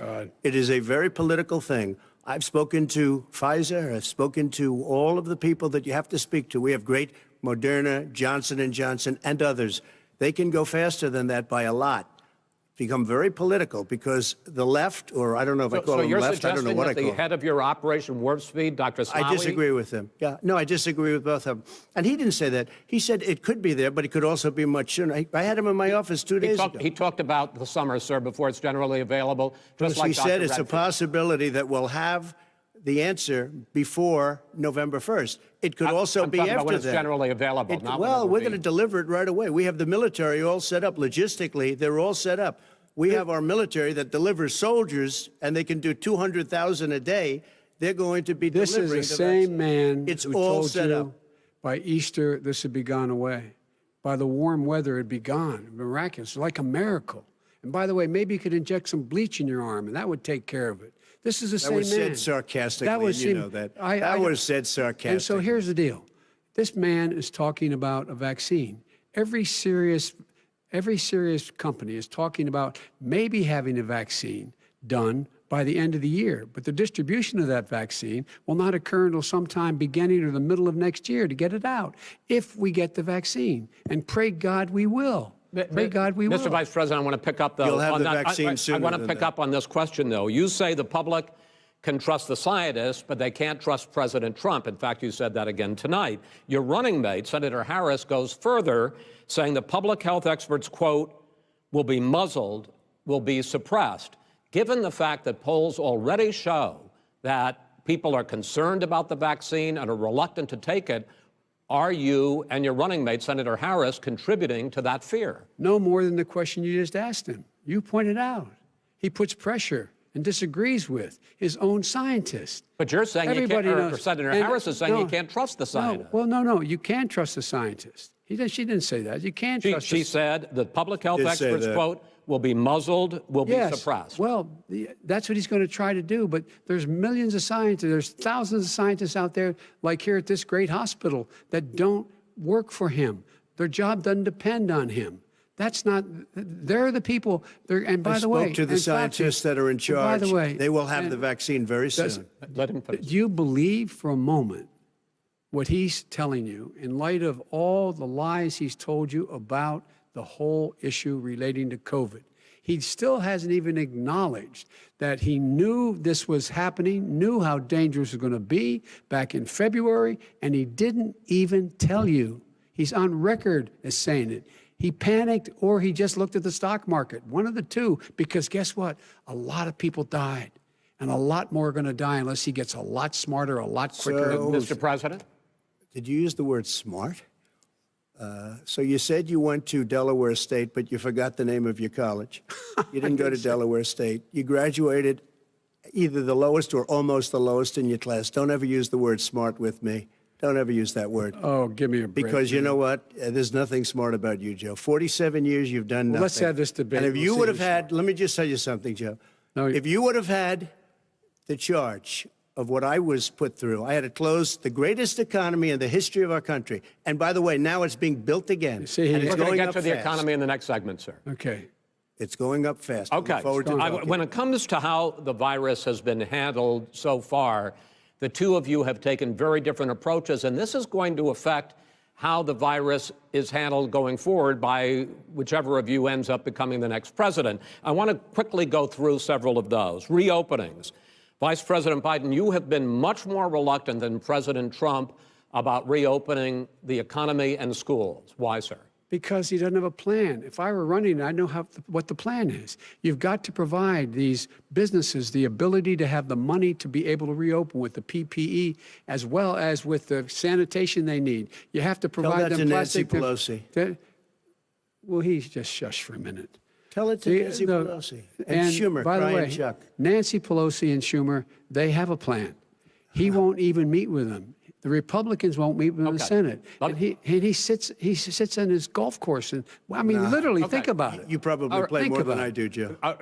What about this question of reopenings and the fact? Well, he wants to shut down this country. And I want to keep it open. And we did a great thing by shutting it down. Wait a minute, Joe. Let me shut you down for a second, Joe, just for 1 second.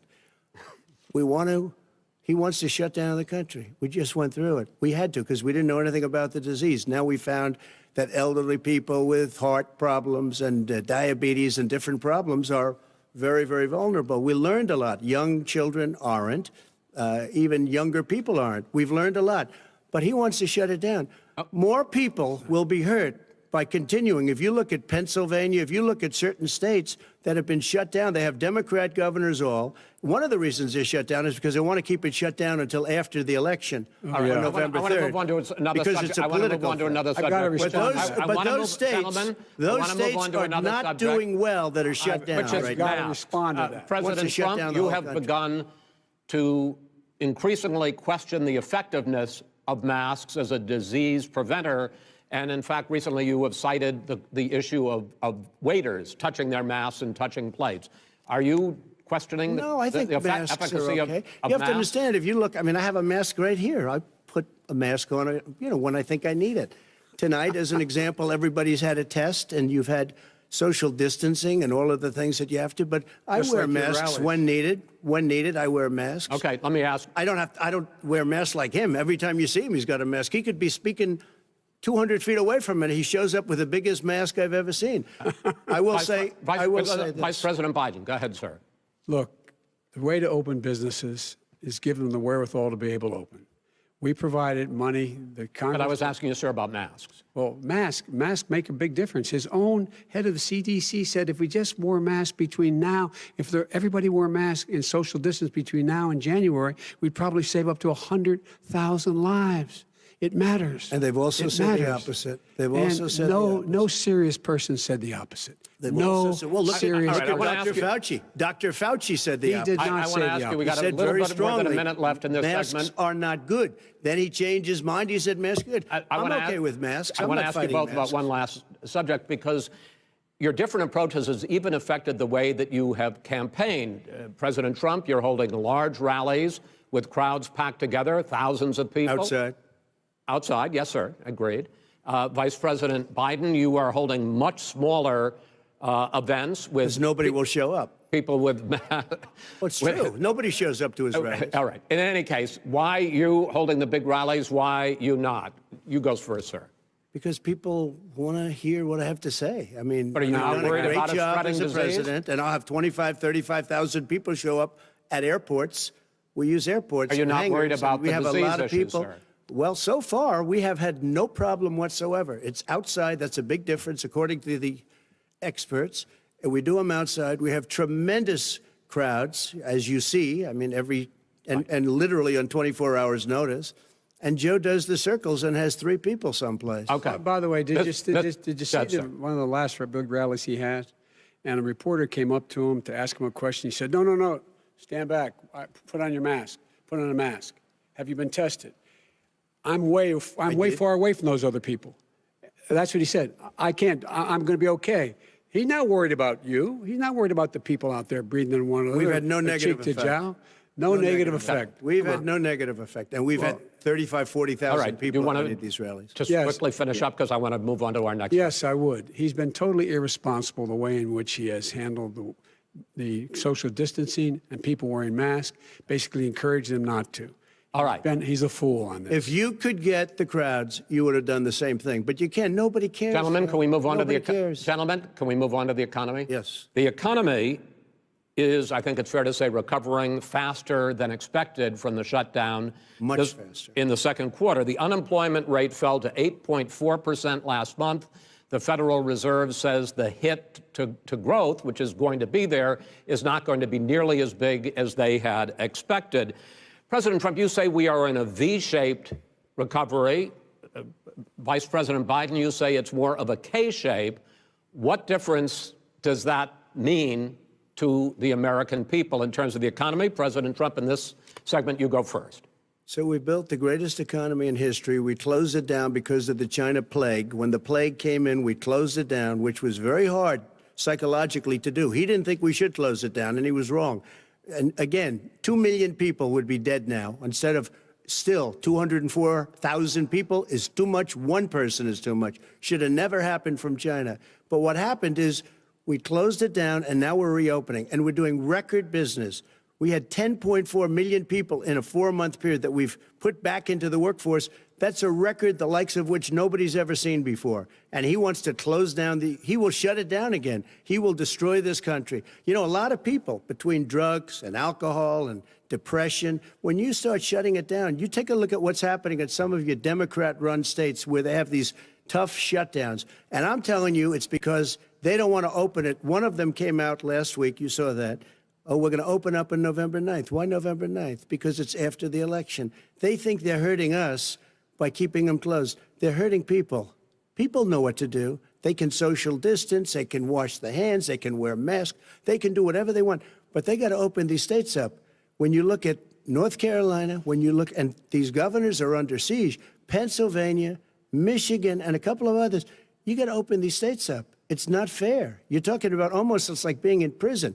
And you look at what's going on with divorce, look at what's going on with alcoholism and drugs. It's a very, very sad thing. And he'll close down the whole country. This guy will close down the whole country and destroy our country. Our country is coming back incredibly well, setting records as it does it. We don't need somebody to come in and say, let's shut it down. All right. Your 2 minutes, sir. We're now moved to you.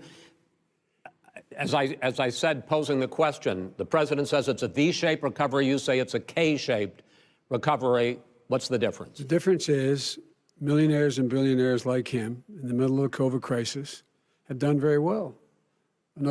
Billionaires have made another $300 billion because of his profligate tax proposal, and he only focused on the market. But you folks at home, you folks living in Scranton and Claymont and all the small towns and working class towns in America, how well are you doing? This guy paid a total of $750 in taxes. Sir, wait, no, sir, it's just the wrong statement. Yeah, I understand. You've agreed to the 2 minutes, so please let him have it. Do I get my time back? The fact is that he has, in fact, worked on this in a way that he's going to be the first president of the United States to leave office having fewer jobs in his administration than when he became president. Fewer jobs than when he became president. First one in American history.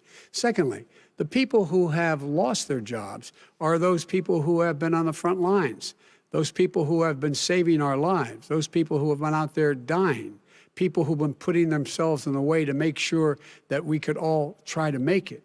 And the idea that he is insisting that we go forward and open when you have almost half the states in America with a significant increase in COVID deaths and COVID cases in the United States of America. And he wants to open it up more. Why does he want to open it up? Why doesn't he take care of the American? You can't fix the economy until you fix the COVID crisis. And he has no intention of doing anything about making it better for you all at home in terms of your health and your safety. Schools, why aren't schools open?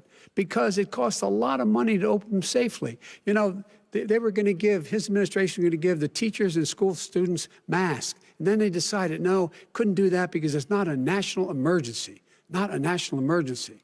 They've done nothing to help small businesses. Nothing. They're closing. 1 in 6 is now gone.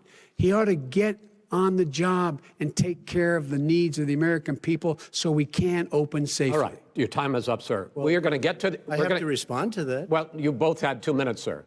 Excuse me, he made a statement. So did you. People want their schools, people want their schools open. They don't want to be shut down. They don't want their state shut down. They want their restaurants. I look at New York. It's so sad what's happening in New York. It's almost like a ghost town. And I'm not sure it can ever recover what they've done in New York. People want their places open. They want to get back to their lives. They'll be careful, but they want their schools open. I'm the one that brought back football. By the way, I brought back Big Ten football. It was me, and I'm very happy to do it. And people of Ohio are very proud of me. And you know how I found out? When he took gentlemen, we're going to get to your economic plans going forward in a moment. But first, Mr. President, as you well know, there's a new report that in 2016, the year you were elected president, and 2017, your first year as president, that you paid $750 a year in federal income tax each of those years. I know that you pay a lot of other taxes, but I'm asking you the specific question. Is it true that you paid $750 in federal income taxes each of those 2 years? I paid millions of dollars in taxes, millions of dollars of income tax. And let me just tell you, There was a story in one of the papers. Show us your tax I paid $38 million 1 year. I paid $27 million. Show us your tax 1 year. returns. I went. You'll see it as soon as it's finished. You'll see it. You know, if you want to go to the Board of Elections. There's a 118-page or so report that says everything I have, every bank I have, I'm totally under-leveraged because the assets are extremely good, and we have a very, I built a great company. I'm asking you a specific question, which is... let me tell you. I understand all of that. I understand all of that. No, Mr. President. Go ahead. I'm asking you a question. Will you tell us how much you paid in federal income taxes in 2016 and 2017? Millions of dollars. You paid millions of dollars? Millions of dollars, So yes. not 750? Millions of dollars, and you'll get to see it. And you'll get to see it. But let me just tell you, Chris, let me just tell you something, that it was the tax laws. I don't want to pay tax. Before I came here, I was a private developer. I was a private business people. Like every other private person, unless they're stupid, they go through the laws, and that's what it is. He passed a tax bill that gave us all these privileges for depreciation and for tax credits. We build a building and we get tax credits, like the hotel on Pennsylvania Avenue. You get a massive, which, by the way, was given to me by the Obama administration, if you can believe that. Now, the man got fired right after that happened. But Vice President Biden, you want to respond? Yeah, I do want to respond. Look, the tax code that made him, put him in a position that he pays less tax than a school teacher on the money a school teacher makes, is because of him he says he's smart because he can take advantage of the tax code. And he does take advantage of the tax code. That's why I'm going to eliminate the Trump tax cuts. And I'm going to eliminate those tax cuts and make sure that we invest in the people who, in fact, need the help. People out there need help. But why didn't you do it over the last 25 years? Because you weren't president. Because you weren't president screwing things up. You were a senator. And You're by the way, worst president America has ever had. Hey, Come Joe, on. let me just tell you, Joe. I've done more in 47 months. I've done more than you've done in 47 years, Joe. We've done things that you never even thought of doing, including fixing the broken military that you gave me, including taking care of your vets. Mr. President, we're talking about the economy. I'd like to ask you about your plans going forward, because, Mr. Vice President, your economic plan, if you were to be elected president, focuses a lot on big government, big taxes, big spending. I want to focus first on the taxes. You propose more than $4 trillion over a decade in new taxes on individuals making more than $400,000 a year and on corporations. President Trump says that that kind of an increase in taxes is going to hurt the economy as it's just coming out of a recession. Well, just take a look at what the analysis done by Wall Street firms. Points out that my economic plan would create 7 million more jobs than his in 4 years, number one. And number two, it would create an additional $1 trillion in economic growth, because it would be about buying American. That we're going to make this federal government spend $600 billion a year on everything from ships to steel to buildings and the like. And under my proposal, we're going to make sure that every penny of that has to be made by a company. But respectfully, sir, I'm talking about taxes, not spending. By the way, I'm going to eliminate a significant number of the tax. I'm going to make the corporate tax 28%. It shouldn't be 21%. You have 91 companies, in the Fortune 500, who don't pay a single penny in tax, making billions of dollars. Why didn't you do it before when you were vice president with Obama? Because you, in fact, passed that. That was your tax proposal. I got it done. And you know what happened? Yeah, you got it done. Our economy boomed like it's never boomed. The economy is Mr. busted. President, Let me finish. Mr. President, let me pick up on that. You would continue your free market approach, lower taxes, more deregulation, correct? Not lower taxes for American people. Excuse me. But in Obama's, you talk about the economy booming, it turns out that in Obama's final 3 years as president, more jobs were created, 1.5 million more jobs than in the first 3 years of your presidency. They had the slowest recovery economic recovery since 1929. It was the slowest recovery. Also, they took over something that was down here. All you had to do is turn on the lights and you pick up a lot. But they had the slowest economic recovery since 1929. Let me tell you about the stock market. When the stock market goes up, that means jobs. It also means 401ks. if you got in, if you ever became president with your ideas, you want to terminate my taxes, I'll tell you what, you'll lose half of the companies that have poured in here will leave, and plenty of companies that are already here, they'll leave for other places. They will leave, and you will have a depression, the likes of which you've never seen. Look, we inherited the worst recession short of a depression in American history. I was asked to bring it back. We were able to have an economic recovery that created the jobs you're talking about. We handed him a booming economy. He blew it. It wasn't booming. Blew it. He blew it. It wasn't booming. It was the weakest recovery sir, since 1929. Is it fair to say he blew it when, in fact, when there was record low unemployment before COVID? Yeah, but because what he did, even before COVID, manufacturing went in the hole. Manufacturing went in the hole. Excuse me, Chris. Wait. Number two. Chris. Number three. They said it would take. No, you're on number two. No. Chris. They said it would take a miracle to bring back manufacturing. I brought back 700,000 jobs. They brought back nothing. They gave up on manufacturing. Part of my standard fare. I'm the guy that brought totally back gave the up on manufacturing. All right, let him. We brought back. I was asked to bring back Chrysler and General Motors. We brought them back right here in the state of Ohio and Michigan. He blew it. They're gone. He blew it. And in fact, they're going. Ohio had the best year it's ever had last year. Michigan had the best year they've ever had. That is not Many true. car companies came in from Germany, from Japan, went to Michigan, went to Ohio. They're not having. And they didn't come in with you. Mr. Vice President, go ahead. And so you take a look at what he's actually done.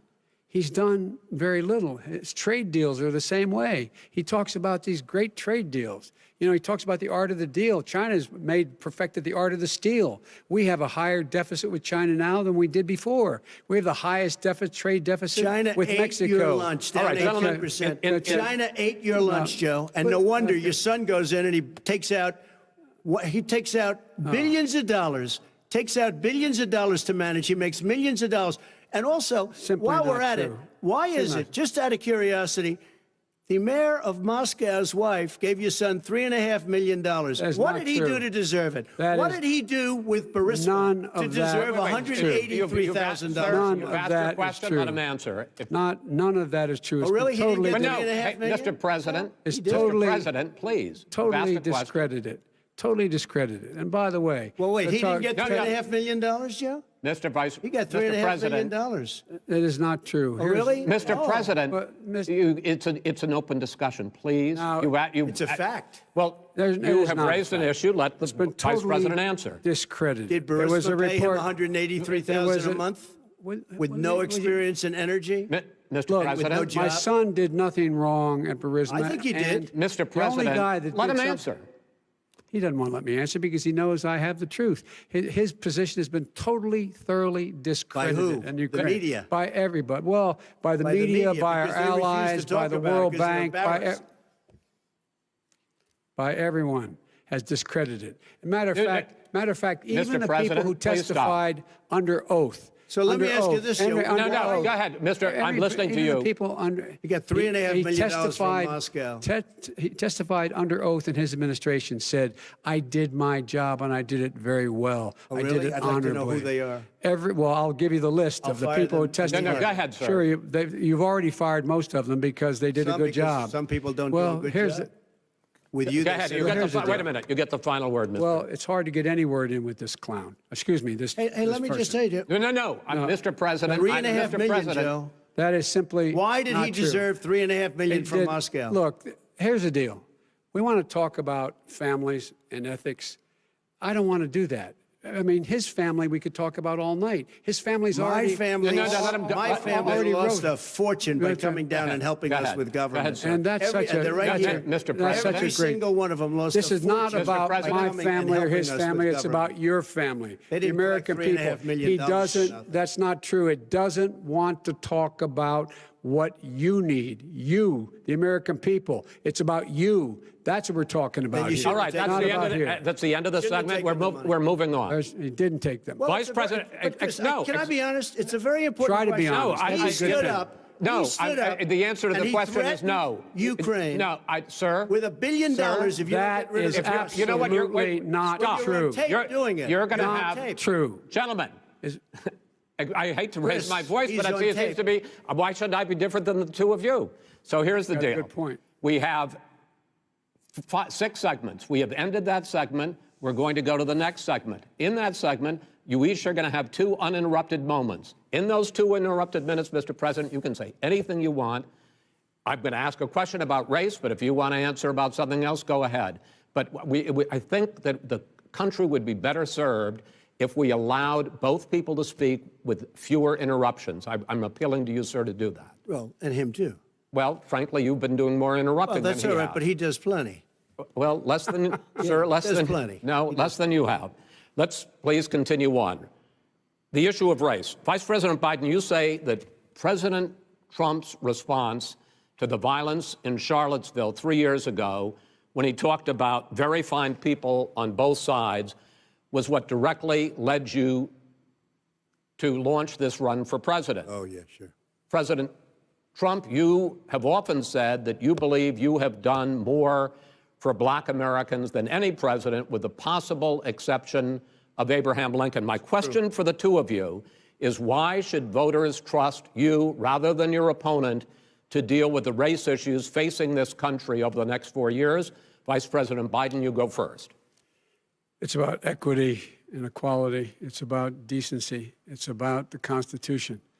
And we have never walked away from trying to require equity for everyone, equality for the whole of America. But we've never accomplished it. But we've never walked away from it like he has done. It is true. The reason I got in the race is when those people, close your eyes, remember what those people look like coming out of the fields carrying torches, their veins bulging, spewing anti-Semitic bile, and accompanied by the Ku Klux Klan. A young woman got killed. And they asked the president what he thought. He said there were very fine people on both sides. No president has ever said anything like that. It is whose now, sir. Second point I'd make to you is that when Floyd was killed, when Mr. Floyd was killed, there was a peaceful protest in front of the White House. What did he do? He came out of his bunker, had the military use tear gas on him so he could walk across to a church and hold up a Bible. And then what happened after that? The bishop of that very church said that it was a disgrace. The general who was with him said all he ever wants to do is divide people, not unite people at all. This is a president who has used everything as a dog whistle to try to generate racist hatred, racist division. This is a man who, in fact, you talk about helping African Americans. 1 in 1,000 African Americans has been killed because of the coronavirus. And if he doesn't do something quickly, by the end of the year, 1 in 500 will have been killed. 1 in 500 African Americans. This man is a savior of African Americans. This man cares at all. This man's done virtually nothing. Look, the fact is that you have to look at what he talks about. You have to look at what he did. And what he did has been disastrous for the African-American community. So, President Trump, you have 2 minutes. Why should Americans trust you over your opponent to deal with racism? he did a crime bill, 1994, where you call them super predators, African Americans, the super predators, and they've never forgotten it. They've never forgotten it, Joe. No, sir, it's his 2 minutes. So you did that, and they call you a super predator, and I'm letting people out of jail now that you have treated the African American population community, you have treated the black community about as bad as anybody in this country. You did the 1990, and that's why, if you look at the polls, I'm doing better than any Republican has done in a long time, because they saw what you did. You call them super predators, and you've called them worse than that, because you look back at your testimony over the years, you've called them a lot worse than that. As far as the church is concerned, and as far as the generals are concerned, we just got the support of 250 military leaders and generals, total support. Law enforcement, almost every law enforcement group in the United States. I have Florida, I have Texas, I have Ohio, I have Portland. The sheriff just came out today and he said, I support President Trump. I don't think you have any law enforcement. You can't even say the word law enforcement, because if you say those words, you're going to lose all of your radical left supporters. And why aren't you saying those words, Joe? Why don't you say the words law enforcement? Because you know what? If they called us in Portland, we would put out that fire in a half an hour, but they won't do it because they're run by radical left Democrats. If you look at Chicago, if you look at any place you want to look, Seattle, They heard we were coming in the following day, and they put up their hands, and we got back Seattle. Minneapolis, we got it back, Joe, because we believe in law and order, but you don't. The top 10 cities and just about the top 40 cities are run by Democrats and in many cases radical left, and they've got you wrapped around their finger, Joe, to a point where you don't want to say anything about law and order. And I'll tell you what, the people of this country want and demand law and order, and you're afraid to even say it. All right. I want to return to the question of race. Vice President Biden, after the grand jury in the Breonna Taylor case decided not to charge any of the police with homicide, you said it raises the question, quote, whether justice could be equally applied in America. Do you believe that there is a separate but unequal system of justice for blacks in this country? Yes, there is. There's systemic injustice in this country, in education and work and in law enforcement and the way in which it's enforced. But look, the vast majority of police officers are good, decent, honorable men and women. They risk their lives every day to take care of us. But there are some bad apples. And when they occur, when they find them, they have to be sorted out. They have to be held accountable. They have to be held accountable. And what I'm going to do as President of the United States is call together an entire group of people at the White House, well, everything from the civil rights groups to the police officers, the police chiefs, and we're going to work this out. We're going to work this out so we change the way in which we have more transparency in when these things happen. These cops aren't happy to see what happened to George Floyd. These cops aren't happy to see what happened to Breonna Taylor. Most don't like it. But we have to have a system where people are held accountable. And by the way, violence in response is never appropriate. Never appropriate. Peaceful protest is. Violence is never appropriate. All right. What is peaceful protest? When they run through the middle of a town and burn down your stores and kill people all over the place, and you say peaceful protest? President Trump, No, it's I'm not asking. but you say it is. President Trump, I'd like to continue with the issue of race. I promise we're going to get to the issue of law and order in a moment. This month, your administration directed federal agencies to end racial sensitivity training that addresses white privilege or critical race theory. Why did you decide to do that, to end racial sensitivity training? And do you believe that there is systemic racism in this country, sir?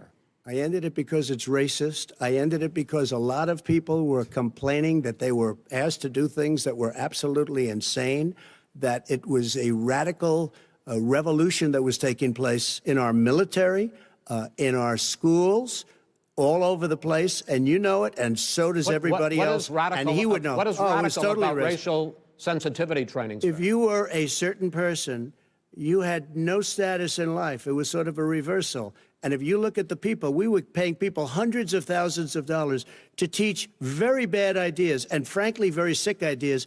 And really, they were teaching people to hate our country. And I'm not going to do that. I'm not going to allow that to happen. We have to go back to the core values of this country. They were teaching people that our country is a horrible place, it's a racist place, and they were teaching people to hate our country. And I'm not going to allow that to happen. Vice President Biden? Nobody's doing that. He's the racist. You just don't know. Here's the deal. I know a lot more about this. Let him finish. The fact is that there is racial insensitivity. People have to be made aware of what other people feel like, what insults them, what is demeaning to them. It's important that people know they don't want to. Many people don't want to hurt other people's feelings, but it makes a big difference. It makes a gigantic difference in the way a child is able to grow up and have a sense of self-esteem.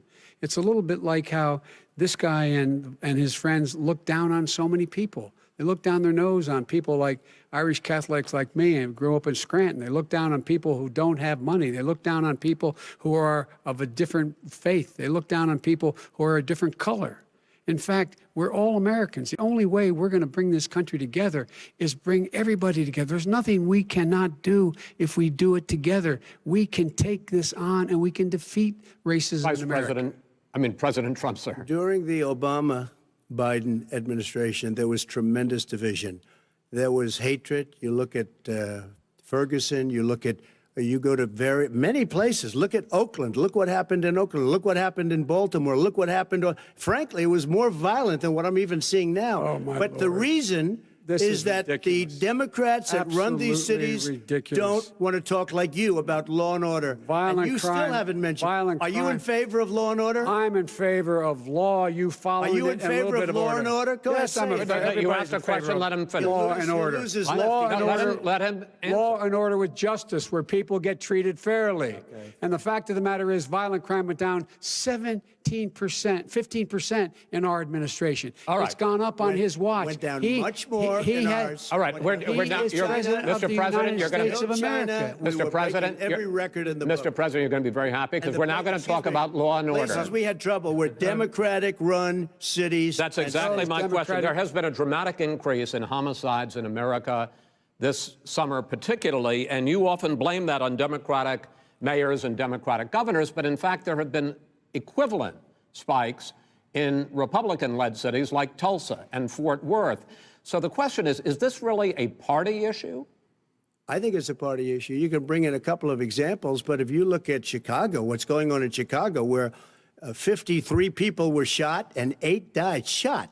If you look at New York, where it's going up like nobody's ever seen anything, the numbers are going up 100, 150, 200%. Crime.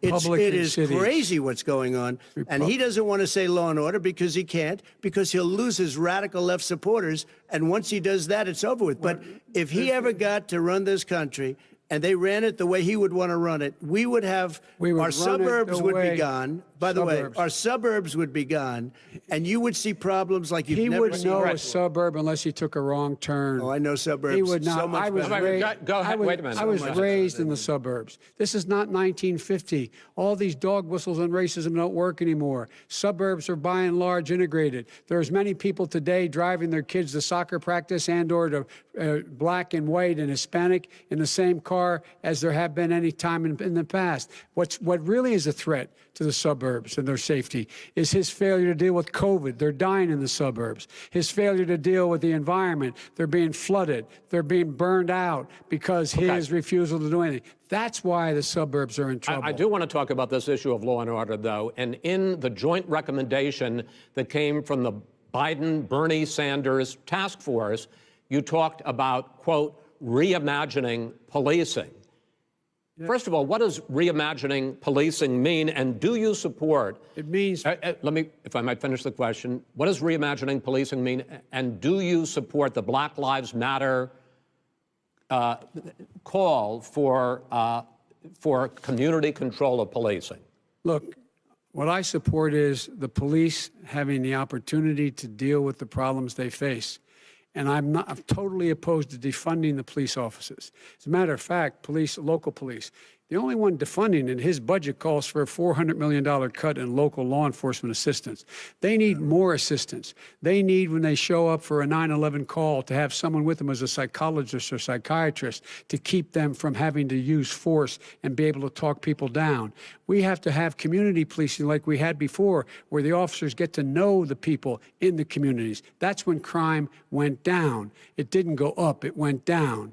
And so we have to be engaged. That's not what they're talking about, Chris. That's not what he's talking about, defunding the police. That is not true. He doesn't have any law support. Look, he has no law enforcement that's not support. true. Almost nothing. Look. Oh, really? Who do you have? Name one group that supports you. Name one group that came out and supported you. Go ahead. Think. We have time. We don't have time to do anything. No, think all right. Name one law enforcement group that came out and supported gentlemen, you. I think I'm going to take back the moderator's role, and I want to get to another subject, which is the issue of protests in many cities that have turned violent. In Portland, Oregon, especially, we had more than 100 straight days of protests, which I think you would agree. You talk about peaceful protests. Many of those turned into riots. Mr. Vice President, you say that people who commit crimes should be held accountable. The question I have, though, is, as the Democratic nominee, and earlier tonight you said that you are the Democratic Party right now, have you ever called the Democratic mayor of Portland or the Democratic governor of Oregon and said, hey, you got to stop this, bring in the National Guard, do whatever it takes, but you stop the days and months of violence in Portland? I don't hold public office now. I am a former vice president. I've made it clear in my public statements that the violence should be prosecuted. It should be prosecuted. And anyone who commits it But should you've be never prosecuted. called for the people, He's never the said leader. that. Excuse me, sir. You have never called for the leaders in Portland and in Oregon to bring in the National Guard and knock off 100 days of riots. They can, in fact, take care of it if he just stay out of the way. Look here. Oh, really? Here, really? Here's the thing. I sent in the U.S. Marshals to get the killer of the young man in the middle of the street. They shot him, and for 3 days, President Trump, Portland wouldn't do anything. I had to send in the U.S. Marshals. They took care of business. Go ahead, sir. And by the way, you know, his own former spokesperson said, you know, riots and chaos and violence help his cause. That's what this is all about. I don't know who said that. I do. Who? I think Kellyanne Conway. I don't think she said that. She said that. And so here's the here's the point. Go ahead, the point sir. is that that's what he is, keeps trying to rile everything up. He doesn't want to calm things down. Instead of going in and talking to people and saying, let's get everybody together, figure out how to deal with this. What's he do? He just pours gasoline in the fire constantly, and every single solitary time. And to end this, button up this segment, I'm going to give you a minute to answer, sir. You have repeatedly criticized. Wait, I have to answer his statement. No, you have His repeatedly. statement. Wait, you have just 1 second. No, you've been talking You back made and a forth. statement. I'm asking you. I would love to end it. Sir. I would love to end it. and You know, we if would you want to very- switch seats. We would very quickly. We could do that, but I'd send in the National Guard, it would be over. There'd be no problem. Okay, But they good. don't want to accept the National Guard. You have repeatedly criticized the vice president for not specifically calling out Antifa and other left-wing That's right. extremist groups. But are you willing tonight to condemn white supremacists and militia groups and to say that they need to stand down and not add to the violence in a number of these cities, as we saw in Kenosha and as we've seen in Portland? Sure, Are you I'm willing prepared to do specifically that, but do it? Well, I go would ahead, say, sir. I would say almost everything I see is from the left wing, not from the right wing. So what are you If saying? I'm willing to do anything. I want to see Well, peace. then do it, sir. Say it. Do it. Say it. Do you want to call him? What do you want to call him? Give me a name. Give me a White name. Go ahead. supremacists and Who would right you like me to condemn? White supremacists and right Proud militia. Boys, stand back and stand by. But I'll tell you what. Somebody's got to do something about Antifa and the left, because this is not a right-wing problem. His This own is a left-wing. FBI director This said is a left-wing problem. white supremacists. Antifa's an idea, not an organization. Oh, you gotta be not kidding. militia. That's what All right, his it's an idea. FBI. His Okay. FBI director Gentlemen, said. Well, we're then gonna- you know what? No, He's no, wrong. we're done, sir. We're moving on to the next. We're When a moving. bat hits you over the head, that's not an idea. Everybody in Antifa your is bad. administration tells you the truth has a bad idea. Can I tell you what? You have no ideas that are. Antifa is a dangerous, All right, radical gentlemen, we're group. now moving on to the Trump And and you ought to be Biden careful with records. them. They'll overthrow you. When in a 2 president, seconds. I'm going to ask a question. When the president seeks a second term, it is generally a referendum on his record. But Vice President Biden, you like to quote one of your dad's sayings, which is, don't compare me to the almighty, compare me to the alternative. And in this case, sir, you are the alternative. Looking at both of your records, I'm going to ask each of you, why should voters elect you president over your opponent? In this segment, President Trump, you go first, 2 minutes. Because there has never been an administration or president who has done more than I've done in a period of 3.5 years. And that's despite the impeachment hoax. And you saw what happened today with Hillary Clinton, where it was a whole big con job. But despite going through all of these things, where I had to fight both flanks and behind me and above, there has never been an administration that's done what I've done. The greatest, before COVID came in, the greatest economy in history, lowest unemployment numbers. Everything was good. Everything was going. And by the way, there was unity going to happen. People were calling me for the first time in years. They were calling and they were saying, it's time maybe. And then what happened? We got hit, but now we're building it back up again. A rebuilding of the military, including Space Force and all of the other things. A fixing of the VA, which was a mess under him. 308,000 people died because they didn't have proper health care. It was a mess. And we now got a 91% approval rating at the VA, our vets. We take care of our vets. But we've rebuilt our military. The job that we've done, and I'll tell you something, some people say maybe the most important. By the end of the first term, I'll have approximately 300 federal judges and Court of Appeals judges, 300, and hopefully 3 great Supreme Court justices. That is a record, the likes of which very few people, and you know one of the reasons I'll have so many judges? because President Obama and him left me 128 judges to fill. When you leave office, you don't leave any judges. That's like you just don't do that. They left 128 openings, and if I were a member of his party, because they have a little different philosophy, I'd say if you left us 128 openings, you can't be a good president, you can't be a good vice president. But I want to thank you because it gives us almost, it'll probably be above that number by the end of this term. 300 judges, it's a record. Looking at both your records, why should voters elect you president as opposed to President Trump? You have 2 minutes uninterrupted. Under this president, we become weaker, sicker, poorer, more divided, and more violent. When I was vice president, we inherited a recession. I was asked to fix it. I did. We left him a booming economy, and he caused a recession. With regard to being weaker, the fact is that I've gone head-to-head with Putin and made it clear to him we're not going to take any of his stuff. He's Putin's puppy. He still refuses to even say anything to Putin about the bounty on the heads of American soldiers. Your son got $3.5 million.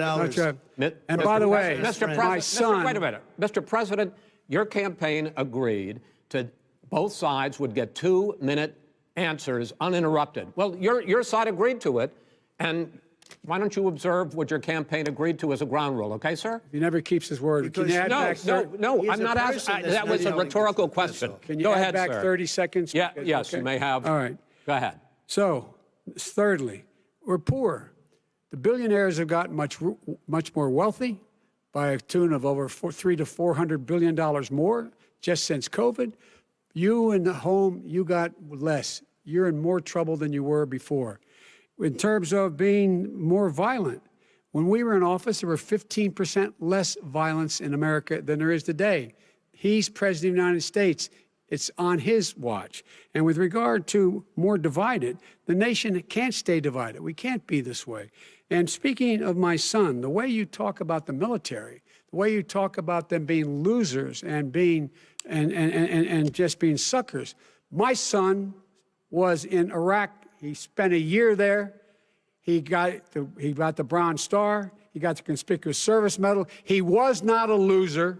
He was a patriot, and the people left behind there were heroes. Really? And I resent. Are you talking like about hell. Hunter? Are you talking about Hunter? I'm talking about my son, Beau Biden. You're talking about. I don't know Beau. I know Hunter. Yeah, Hunter you know got Beau. thrown. Hunter got thrown out of the military. He was thrown out, dishonorably discharged. That's not true. He wasn't dishonorably cocaine use.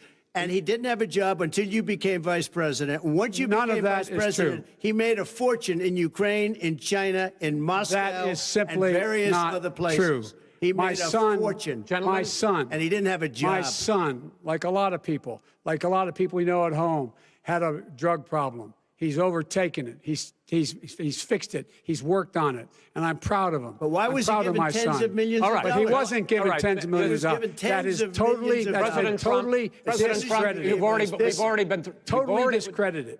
We've already been through this. I think the American people would rather hear about more substantial subjects. Well, you know, as the moderator, sir, I'm going to make a judgment call here. Gets $3.5 million from the mayor of Moscow. Let's talk about that. True. Gentlemen, that report is totally discredited. Mitt Romney on that committee said it wasn't worth taxpayers' money, that report. It was written for political reasons. You know, I'd like to talk about climate change. So would I. Okay. The forest fires in the West are raging now. They have burned millions of acres. They have displaced hundreds of thousands of people. When state officials there blame the fires on climate change, Mr. President, you said, I don't think the science knows. Over your 4 years, you have pulled the U.S. out of the Paris Climate Accord. You have rolled back a number of Obama environmental records. What do you believe about the science of climate change? And what will you do in the next 4 years to confront it? I want crystal clean water and air. I want beautiful, clean air. We have now the lowest carbon. If you look at our numbers right now, we are doing phenomenally. But I haven't destroyed our businesses. Our businesses aren't put out of commission. If you look at the Paris Accord, it was a disaster from our standpoint. And people are actually very happy about what's going on because our businesses are doing well. As far as the fires are concerned, you need forest management in addition to everything else. the forest floors are loaded up with trees, dead trees that are years old, and they're like tinder, and leaves and everything else. You drop a cigarette in there, the whole forest burns down. You've got to have forest management. You've got to have cuts. What do you believe about the science of climate change, sir? I believe that we have to do everything we can to have immaculate air, immaculate water, and do whatever else we can that's good. You know, we're planting 1 billion trees, the Billion Tree Project, and it's very exciting for a lot of people. You believe that human pollution, greenhouse gas emissions contributes to the global warming of this planet? I think a lot of things do, but I think to an extent, yes. I think to an extent, yes. But I also think we have to do better management of our forests. Every year, I get the call, California's burning. California's burning. If that was cleaned, if you had forest management, good forest management, you wouldn't be getting those calls. You know, in Europe, they have forest cities. They're called forest cities. They maintain their forests. They manage their forests. I was with the head of a major country. It's a forest city. He said, sir, we have trees that are far more, they ignite much easier than California. There shouldn't be that problem. I spoke with the governor about it. I'm getting along very well with the governor.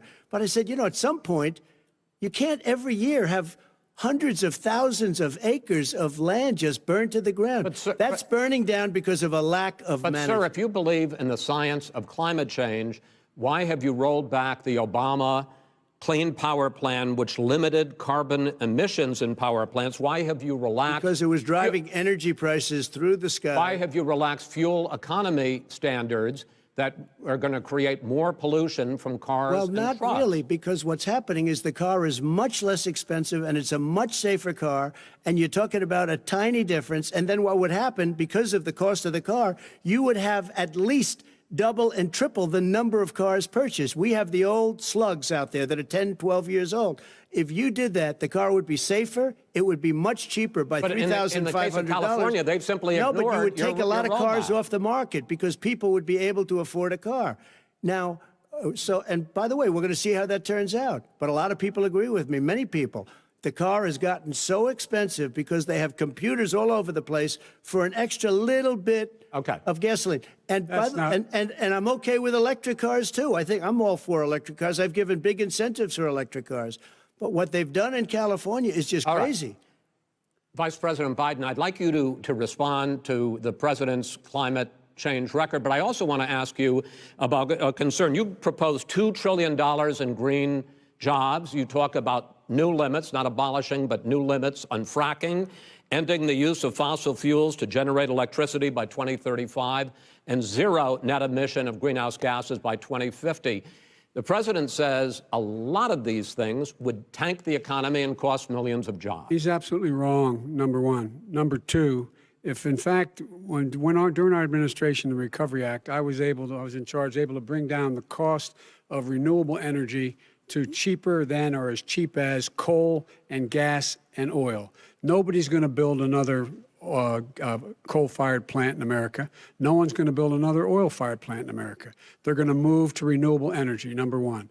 Number two, we're going to make sure that we are able to take the federal fleet and turn it into a fleet that's run on their electric vehicles. Making sure that we can do that, we're going to put 500,000 charging stations and all of the highways that we're going to be building in the future. We're going to build an economy that, in fact, is going to provide for the ability of us to take 4 million buildings and make sure that they, in fact, are weatherized in a way that, in fact, they'll emit significantly less gas and oil because the heat will not be going out.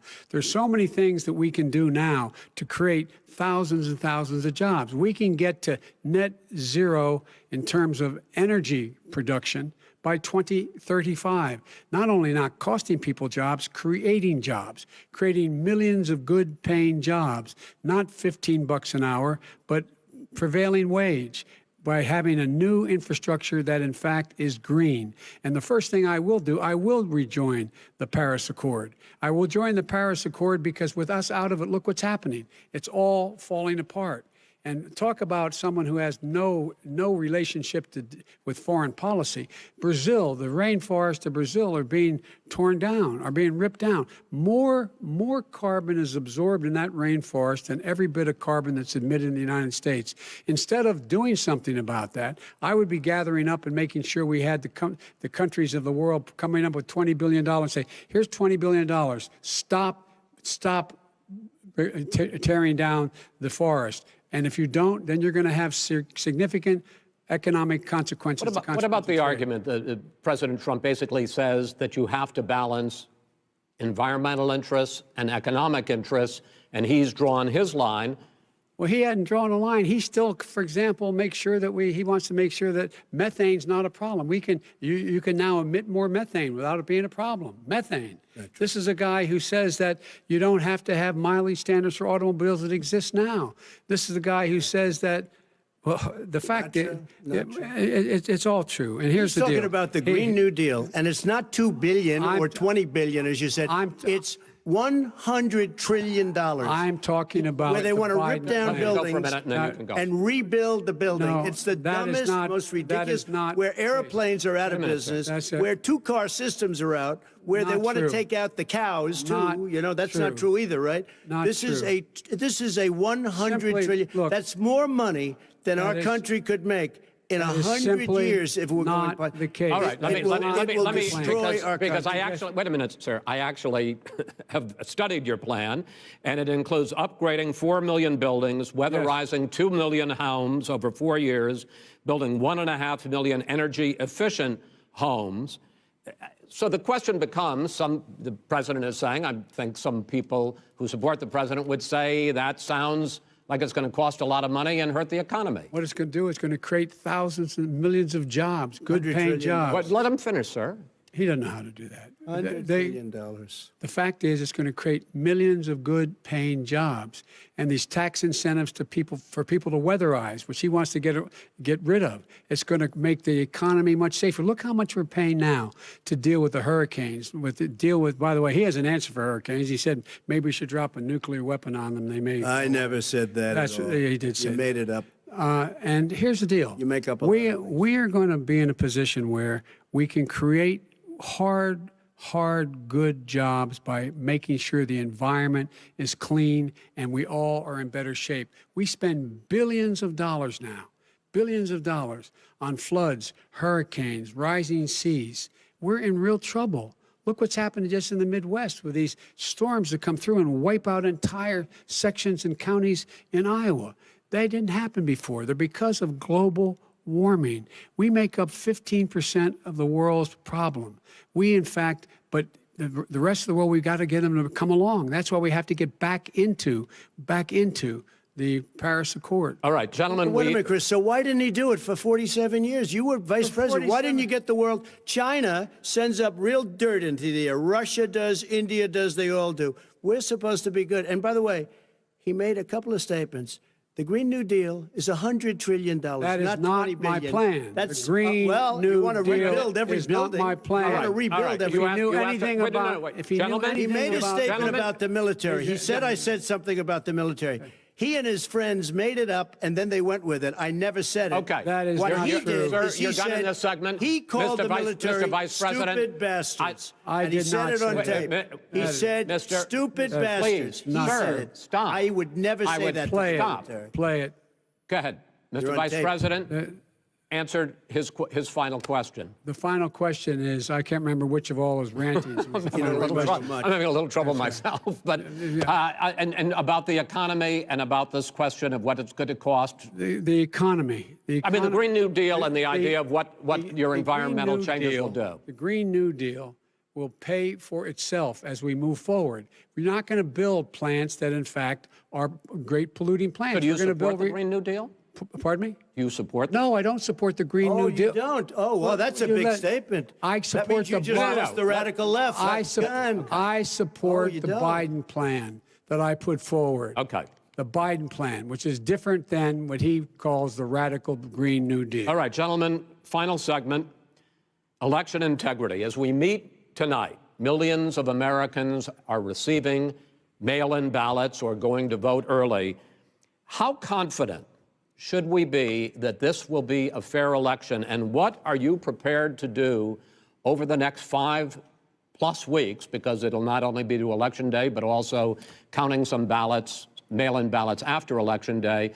What are you prepared to do to reassure the American people that the next president will be the legitimate winner of this election? In this final segment, Mr. Vice President, you go first. Prepared to let people vote. They should go to iwillvote.com, decide how they're going to vote, when they're going to vote, and what means by which they're going to vote. His own Homeland Security Director, and as well as the FBI Director, says there is no evidence at all that mail-in ballots are a source of being manipulated and cheating. They said that. The fact is that there are going to be millions of people because of COVID that are going to be voting by mail-in ballots, like he does, by the way. He sits behind the Resolute desk and sends his ballot to Florida, number one. Number two, we're going to make sure that those people who want to vote in person are able to vote because enough poll watchers are there to make sure they can socially distance. The polls are open on time, and the polls stay open until the votes are counted. And this is all about trying to dissuade people from voting because he's trying to scare people into thinking that it's not going to be legitimate. Show up and vote. You will determine the outcome of this election. Vote, vote, vote. If you're able to vote early in your state, vote early. If you're able to vote in person, vote in person. Vote whatever way is the best way for you, because he cannot stop you from being able to determine the outcome of this election.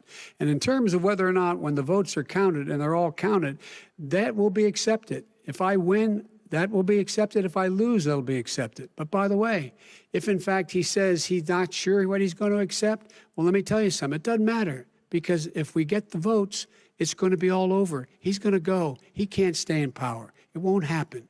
It won't happen. So vote. Just make sure you understand you have it in your control to determine what this country is going to look like the next 4 years. Is it going to change, or are you going to get 4 more years of these lies? Mr. President, 2 minutes. So when I listened to Joe talking about a transition, there's been no transition from when I won. I won that election. And if you look at crooked Hillary Clinton, if you look at all of the different people, there was no transition, because they came after me trying to do a coup. They came after me spying on my campaign. They started from the day I won, and even before I won, from the day I came down the escalator with our First Lady. They were a disaster. They were a disgrace to our country. And we've caught them. We've caught them all. We've got it all on tape. We've caught them all. And by the way, you gave the idea for the Logan Act against General Flynn. You better take a look at that, because we caught you in a sense. And President Obama was sitting in the office. He knew about it too. So don't tell me about a free transition. As far as the ballots are concerned, it's a disaster. A solicited ballot, okay, solicited is okay. You're soliciting, you're asking, they send it back, you send it back. I did that. If you have an unsolicited, they're sending millions of ballots all over the country. There's fraud. They found them in creeks. They found some with the name Trump, just happened to have the name Trump just the other day in a waste paper basket. They're being sent all over the place. They sent 2 in a Democrat area. They sent out 1,000 ballots. Everybody got 2 ballots. This is going to be a fraud like you've never seen. The other thing, it's nice on November 3rd, you're watching and you see who won the election. And I think we're going to do well, because people are really happy with the job we've done. But you know what? We won't know. We might not know for months, because these ballots are going to be all over. Take a look at what happened in Manhattan. Take a look at what happened in New Jersey. Take a look at what happened in Virginia and other places. They're not losing 2%, 1%, which, by the way, is too much. An election could be won or lost with that. They're losing 30 and 40%. It's a fraud, and it's a shame. And can you imagine where they say you have to have your ballot in by November 10th? November 10th. That means that's 7 days after the election, in theory, should have been announced. Okay. We have major states with that, sir, all run by Democrats. 2 minutes is 2 minutes. All run by Democrats. It's President Trump, it's a rigged election. You're going to be able to continue. You have been charging for months that mail-in balloting is going to be a disaster. You say it's rigged, that it's going to lead to fraud. But in 2018, in the last midterm election, 31 million people voted mail-in voting. That was a quarter, more than a quarter of all the voters that year cast their ballots by mail. Now that millions of mail-in ballots have gone out, what are you going to do about it? And are you counting on the Supreme Court including a Justice Barrett, to settle any dispute? Yeah, I think I'm counting on them to look at the ballots, definitely. I hope we don't need them in terms of the election itself. But for the ballots, I think so. Because what's happening is incredible. I read today, where at least 1% of the ballots for 2016 were invalidated. They take them, we don't like them, we don't like them. But what are you going to do about it? If there are millions of ballots going out right now, what you do is you go and vote. You do a solicited ballot, and that's okay, or you go and vote. I'm asking you about the fact that millions of people... You go and vote. You go and vote. But what I'm saying is, what are you going to do about the fact that millions of people... You either do, Chris, a solicited ballot where you're sending it in, they're sending it back, and you're sending... They have mailmen with lots of it. Did you see what's going on? Take a look at West Virginia, mailmen selling the ballots. They're being sold. They're being dumped in rivers. This is a horrible thing for our country. This is not going to end well. There is no evidence this is not going to end well. 5 states have had mail-in ballots for the last decade or more. 5, including 2 Republican states. And you don't have to solicit the ballot. It's sent to you. It's sent to your home. What they're saying is that it has to be a postmark by election day. If it doesn't get in till the 7th, 8th, 9th, it still should be counted. He's just afraid of counting the votes because you're wrong. You're wrong. I want to continue with you on this, Vice President Biden. Chris, he's so wrong when he makes a statement like that. Excuse me, Vice President Biden, the biggest problem, in fact, over the years with mail-in voting has not been fraud historically. It has been that sizable numbers, sometimes hundreds of thousands of ballots are thrown out because they have not been properly filled out, or there is some other irregularity, or they missed the deadline. So the question I have is, are you concerned that the Supreme Court with a Justice Barrett will settle any dispute? I'm concerned that any court would settle this, because here's the deal. When you get a ballot and you fill it out, you're supposed to have an affidavit. If you didn't know, you have someone say that this is me. You should be able to, if in fact you can verify that's you before the ballot is thrown out, that's sufficient to be able to count the ballot because someone made a mistake and not dotting the correct I. Who they voted for, testify, say who they voted for, say it's you, that is totally legitimate. All right. Excuse me, Chris, when you have 80 million ballots sending and swamping the system, you know it can't be done. You know it can't, and already there's been fraud. Mail service delivers 185 million pieces of mail a day. In 8 states, we can keep talking. In 8 states, election workers are prohibited, currently by law, 8 states, from even beginning to process ballots, even take them out of the envelopes and flatten them until Election Day. That means that it's likely, because there's going to be a huge increase in mail-in balloting, that we are not going to know on election night who the winner is, that it could be days, it could be weeks. Could be months. Until we find out who the new president is. So first for you, sir, finally for the Vice President, I hope neither of you will interrupt the other. Will you urge your supporters to stay calm during this extended period, not to engage in any civil unrest? And will you pledge tonight that you will not declare victory until the election has been independently certified? President Trump, you go first. I'm urging my supporters to go into the polls and watch very carefully, because that's what has to happen. I am urging them to do it. As you know, today there was a big problem. In Philadelphia, they went in to watch. They're called poll watchers, a very safe, very nice thing. They were thrown out. They weren't allowed to watch. You know why? Because bad things happen in Philadelphia, bad things. And I am urging my people. I hope it's going to be a fair election. If it's a fair election, I am 100% on board. But if I see tens of thousands of ballots being manipulated, I can't go along with that. And I'll tell you what, from a common sense, does that mean you're going to tell your people to take to the street? It means you have a fraudulent election. You're sending out 80 million ballots. They're not equipped to. These people aren't equipped to handle it. Number one. Number two, they cheat. They cheat. Hey, they found ballots in a wastepaper basket 3 days ago, and they all had the name military ballots. They were military. They all had the name Trump on them. Vice President Biden, you think that's good? Vice President Biden, final question for you. Will you urge your supporters to stay calm while the vote is counted, and will you pledge not to declare victory until the election is independently certified? Yes, and here's the deal. We count the ballots, as you pointed out. some of these ballots in some states can't even be opened until Election Day. And if there's thousands of ballots, it's going to take time to do it. And by the way, our military, they've been voting by ballots since the end of the Civil War, in effect. And that's what's going to happen. Why was it not? Why is it for them somehow not fraudulent? It's the same process. It's honest. No one has established at all that there is fraud related to mail-in ballots, that somehow it's a fraudulent process. It's already been established. Take a look at Carolyn Maloney's race. I asked you had an opportunity to respond. Carolyn Maloney. Go ahead. They have no idea what happened. Vice President Biden, go ahead. He has no idea what he's talking about. Here's the deal. The fact is, I will accept it, and he will too. You know why? Because once the winner is declared, after all the ballots are counted, all the votes are counted, that'll be the end of it. That'll be the end of it. And if it's me, in fact, fine. If it's not me, I'll support the outcome. And I'll be a president not just for the Democrats. I'll be a president for Democrats and Republicans.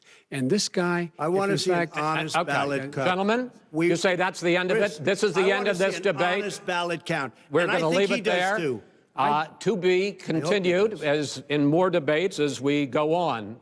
President Trump, Vice President Biden, it's been an interesting hour and a half. I want to thank you both for participating in the first of 3 debates that you have agreed to engage in. We want to thank Case Western Reserve University and the Cleveland Clinic for hosting this event. The next debate, sponsored by the Commission on Presidential Debates, will be 1 week from tomorrow, October 7th, at the University of Utah in Salt Lake City. The 2 vice presidential nominees, Vice President Mike Pence and Senator Kamala Harris, will debate at 9 p.m. Eastern that night. We hope you watch. Until then, thank you and good night.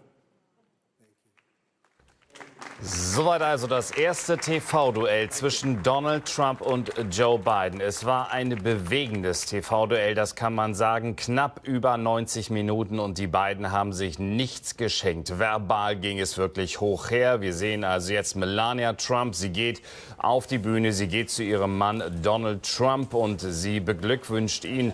Aber man muss sagen, die beiden haben, wie gesagt, sich hart attackiert. Verbale Schläge unter die Gürtellinie zum Teil auch. Jill Biden, sie geht zu ihrem Mann, nimmt ihn in den Arm. Also man sieht jetzt, 70 Menschen waren ja live mit dabei, aber an den Fernsehschirmen weit über 100 Millionen. So viel steht schon fest. Und jetzt die beiden Kombattanten verlassen jetzt also die Bühne und damit ist dieses erste TV-Duell beendet worden. Steffen Schwarzkopf, unser US-Korrespondent in Washington, hat das Ganze natürlich auch mitverfolgt. Und Steffen, machen wir es einfach kurz, oder? Das war das härteste TV-Duell in der US-Geschichte, oder? Und vielleicht, Carsten, das chaotischste, das wir auch jemals erlebt haben mit einem Moderator, der teilweise doch arge Probleme hatte, die beiden Kontrahenten dann auch an einen Tisch zu bringen und dort zu halten. Der eine ist dem anderen immer wieder ins Wort gefallen und auch die Art und Weise, wie das passiert ist, bemerkenswert, um es vorsichtig auszudrücken. Der eine, der den anderen als Clown bezeichnet hat, dann wiederum die Replik mit klug habe Joe Biden überhaupt nichts zu tun, der ihn dann wieder Donald Trump darauf hinwies, doch endlich mal den Mund zu halten und so weiter und so fort. Also das war schon heftig, deutlich heftiger als das, was wir 2016 zwischen Donald Trump und Hillary Clinton beispielsweise erlebt haben. Ich hatte so ein bisschen den Eindruck mitunter, Chris Wallace, der Moderator, wie ein Erzieher im Kindergarten, der versucht hatte, dann den Kombattanten dann auch klarzumachen, es gibt hier Regeln, Leute, und ihr müsst euch bitte an diese Regeln halten. Ja, es war ja auch interessant. Donald Trump greift Joe Biden an und sagt, Joe, du kannst nicht Präsident. Darauf kam dann ein bisschen später die Replik von Joe Biden. Donald Trump, er ist der schlechteste Präsident, den die USA je hatten. Also war das tatsächlich so zu erwarten? Wir haben ja noch andere Beispiele, die wir uns gleich auch anhören werden. Aber war das tatsächlich so zu erwarten, dass die beiden so aggressiv aufeinander losgehen?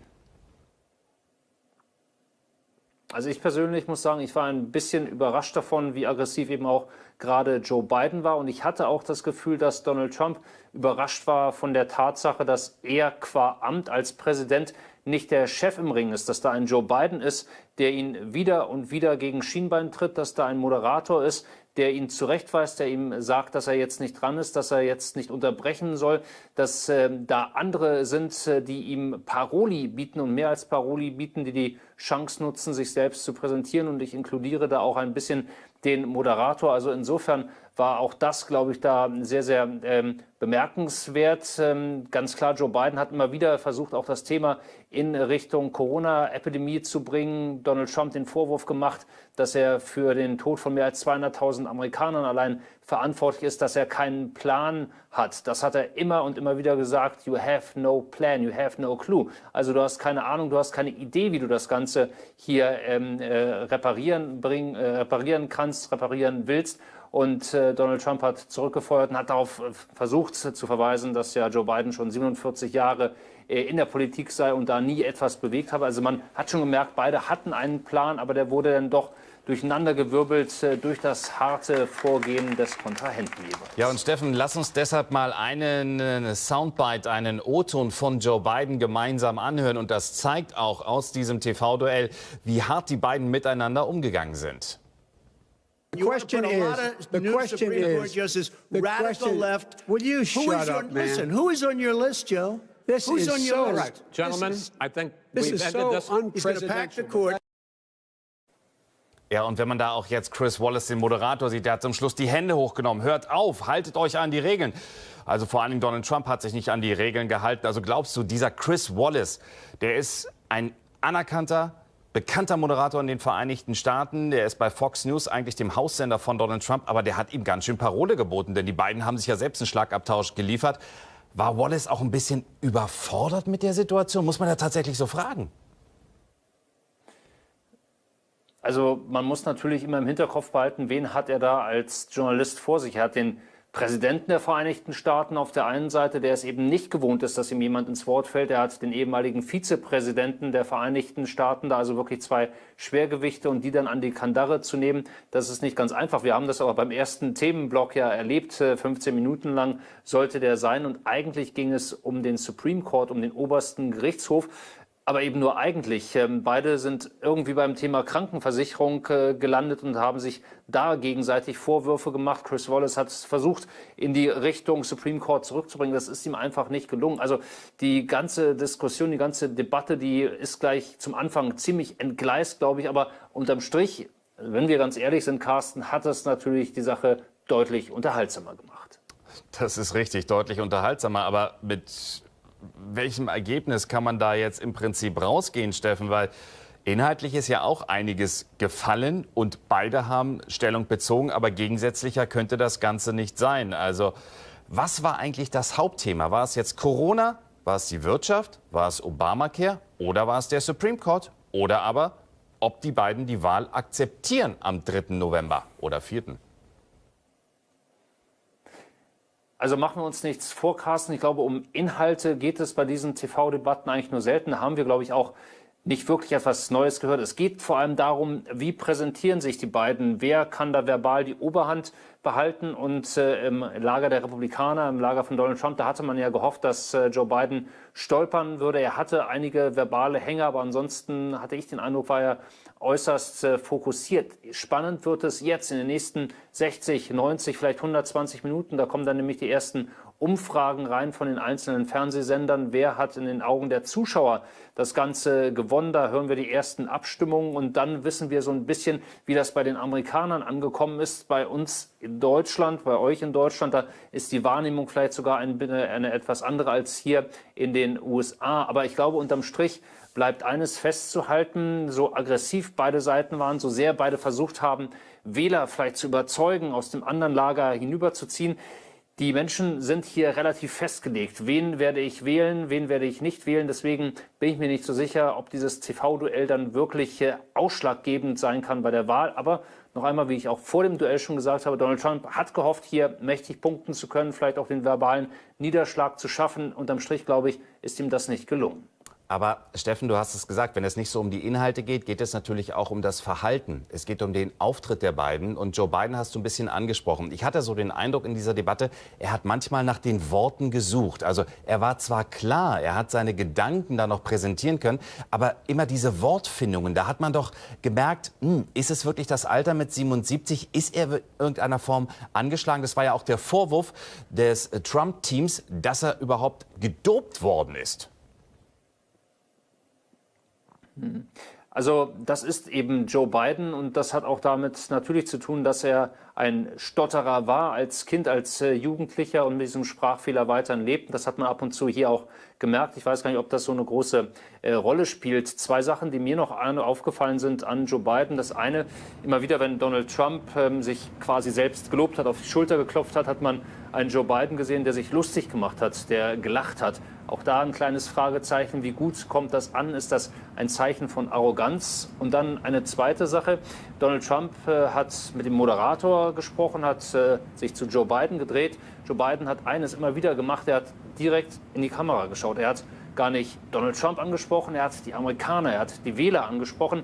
Und das ist, glaube ich, eine Taktik, die man da sehr, sehr deutlich gesehen hat. Also der Appell immer wieder, geht an die Urnen, geht hin, gebt eure Stimmen ab, wählt die Veränderung, wählt den Change. Und das hat er, wie ich fand, unterm Strich sehr geschickt gemacht. Donald Trump hat das gemacht, was er immer gemacht hat. Er hat den Streit gesucht, er hat den Schlagabtausch gesucht. Und da hat man auch, glaube ich, den Donald Trump erlebt, den man sonst kennt, auch aus dem Schlagabtausch beispielsweise mit Reportern. Herr Steffen, wir haben eben die Bilder gesehen, live wie Donald Trump in The Beast, also der Präsidentenlimousine, Cleveland verlassen hat. Dort die Arena, natürlich wegen Corona nur 70 Zuschauer zugelassen. Normalerweise sind fast 1000 Menschen bei so einem TV-Duell mit dabei. Steffen, der Leiter unseres US-Studios in Washington, wir werden das Ganze natürlich alles den Morgen über noch analysieren und werden uns gemeinsam noch die besten Statements anhören. Danke dir erstmal für den Moment. Soweit unsere Live-Berichterstattung, also zum ersten TV-Duell zwischen Donald Trump und Joe Biden. Wie gesagt, wir bereiten jetzt diesen gesamten verbalen Schlagabtausch zwischen den beiden Kontrahenten auf. Und dann werden wir ab 6 Uhr ausführlich, natürlich mit Steffen Schwarzkopf und anderen Experten, über dieses TV-Duell berichten, das Ganze analysieren und vor allem wird es dann natürlich auch, und Steffen hat es angesprochen, die ersten Umfragen geben, wer denn jetzt gewonnen oder verloren hat oder vielleicht war es ja auch ein Unentschieden. Das ist also die große Frage. 2 weitere TV-Duelle werden noch folgen am 15. Oktober und am 22. Oktober zwischen Donald Trump und Joe Biden. Auf jeden Fall können wir sagen, das war wirklich das härteste TV-Duell in der Geschichte der Vereinigten Staaten. Wir sehen uns pünktlich 6 Uhr wieder. Bleiben Sie bei uns. Jetzt eine Dokumentation und dann ab 6 Uhr, wie gesagt, die Aufarbeitung dieses historischen TV-Duells. Bis später. Kommen Sie gut in diesen Mittwochmorgen. Auf Wiedersehen.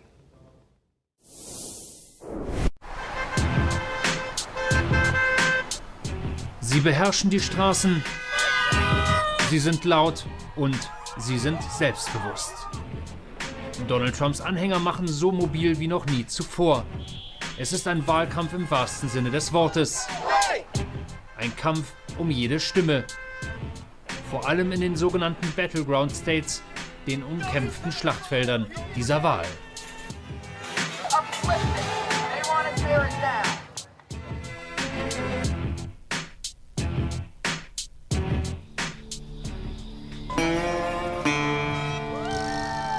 Der Wahlkampf 2020 findet sogar auf dem Wasser statt. Die Küstenstadt Sarasota in Florida, Dutzende Boote beteiligen sich an einer Trump-Regatta.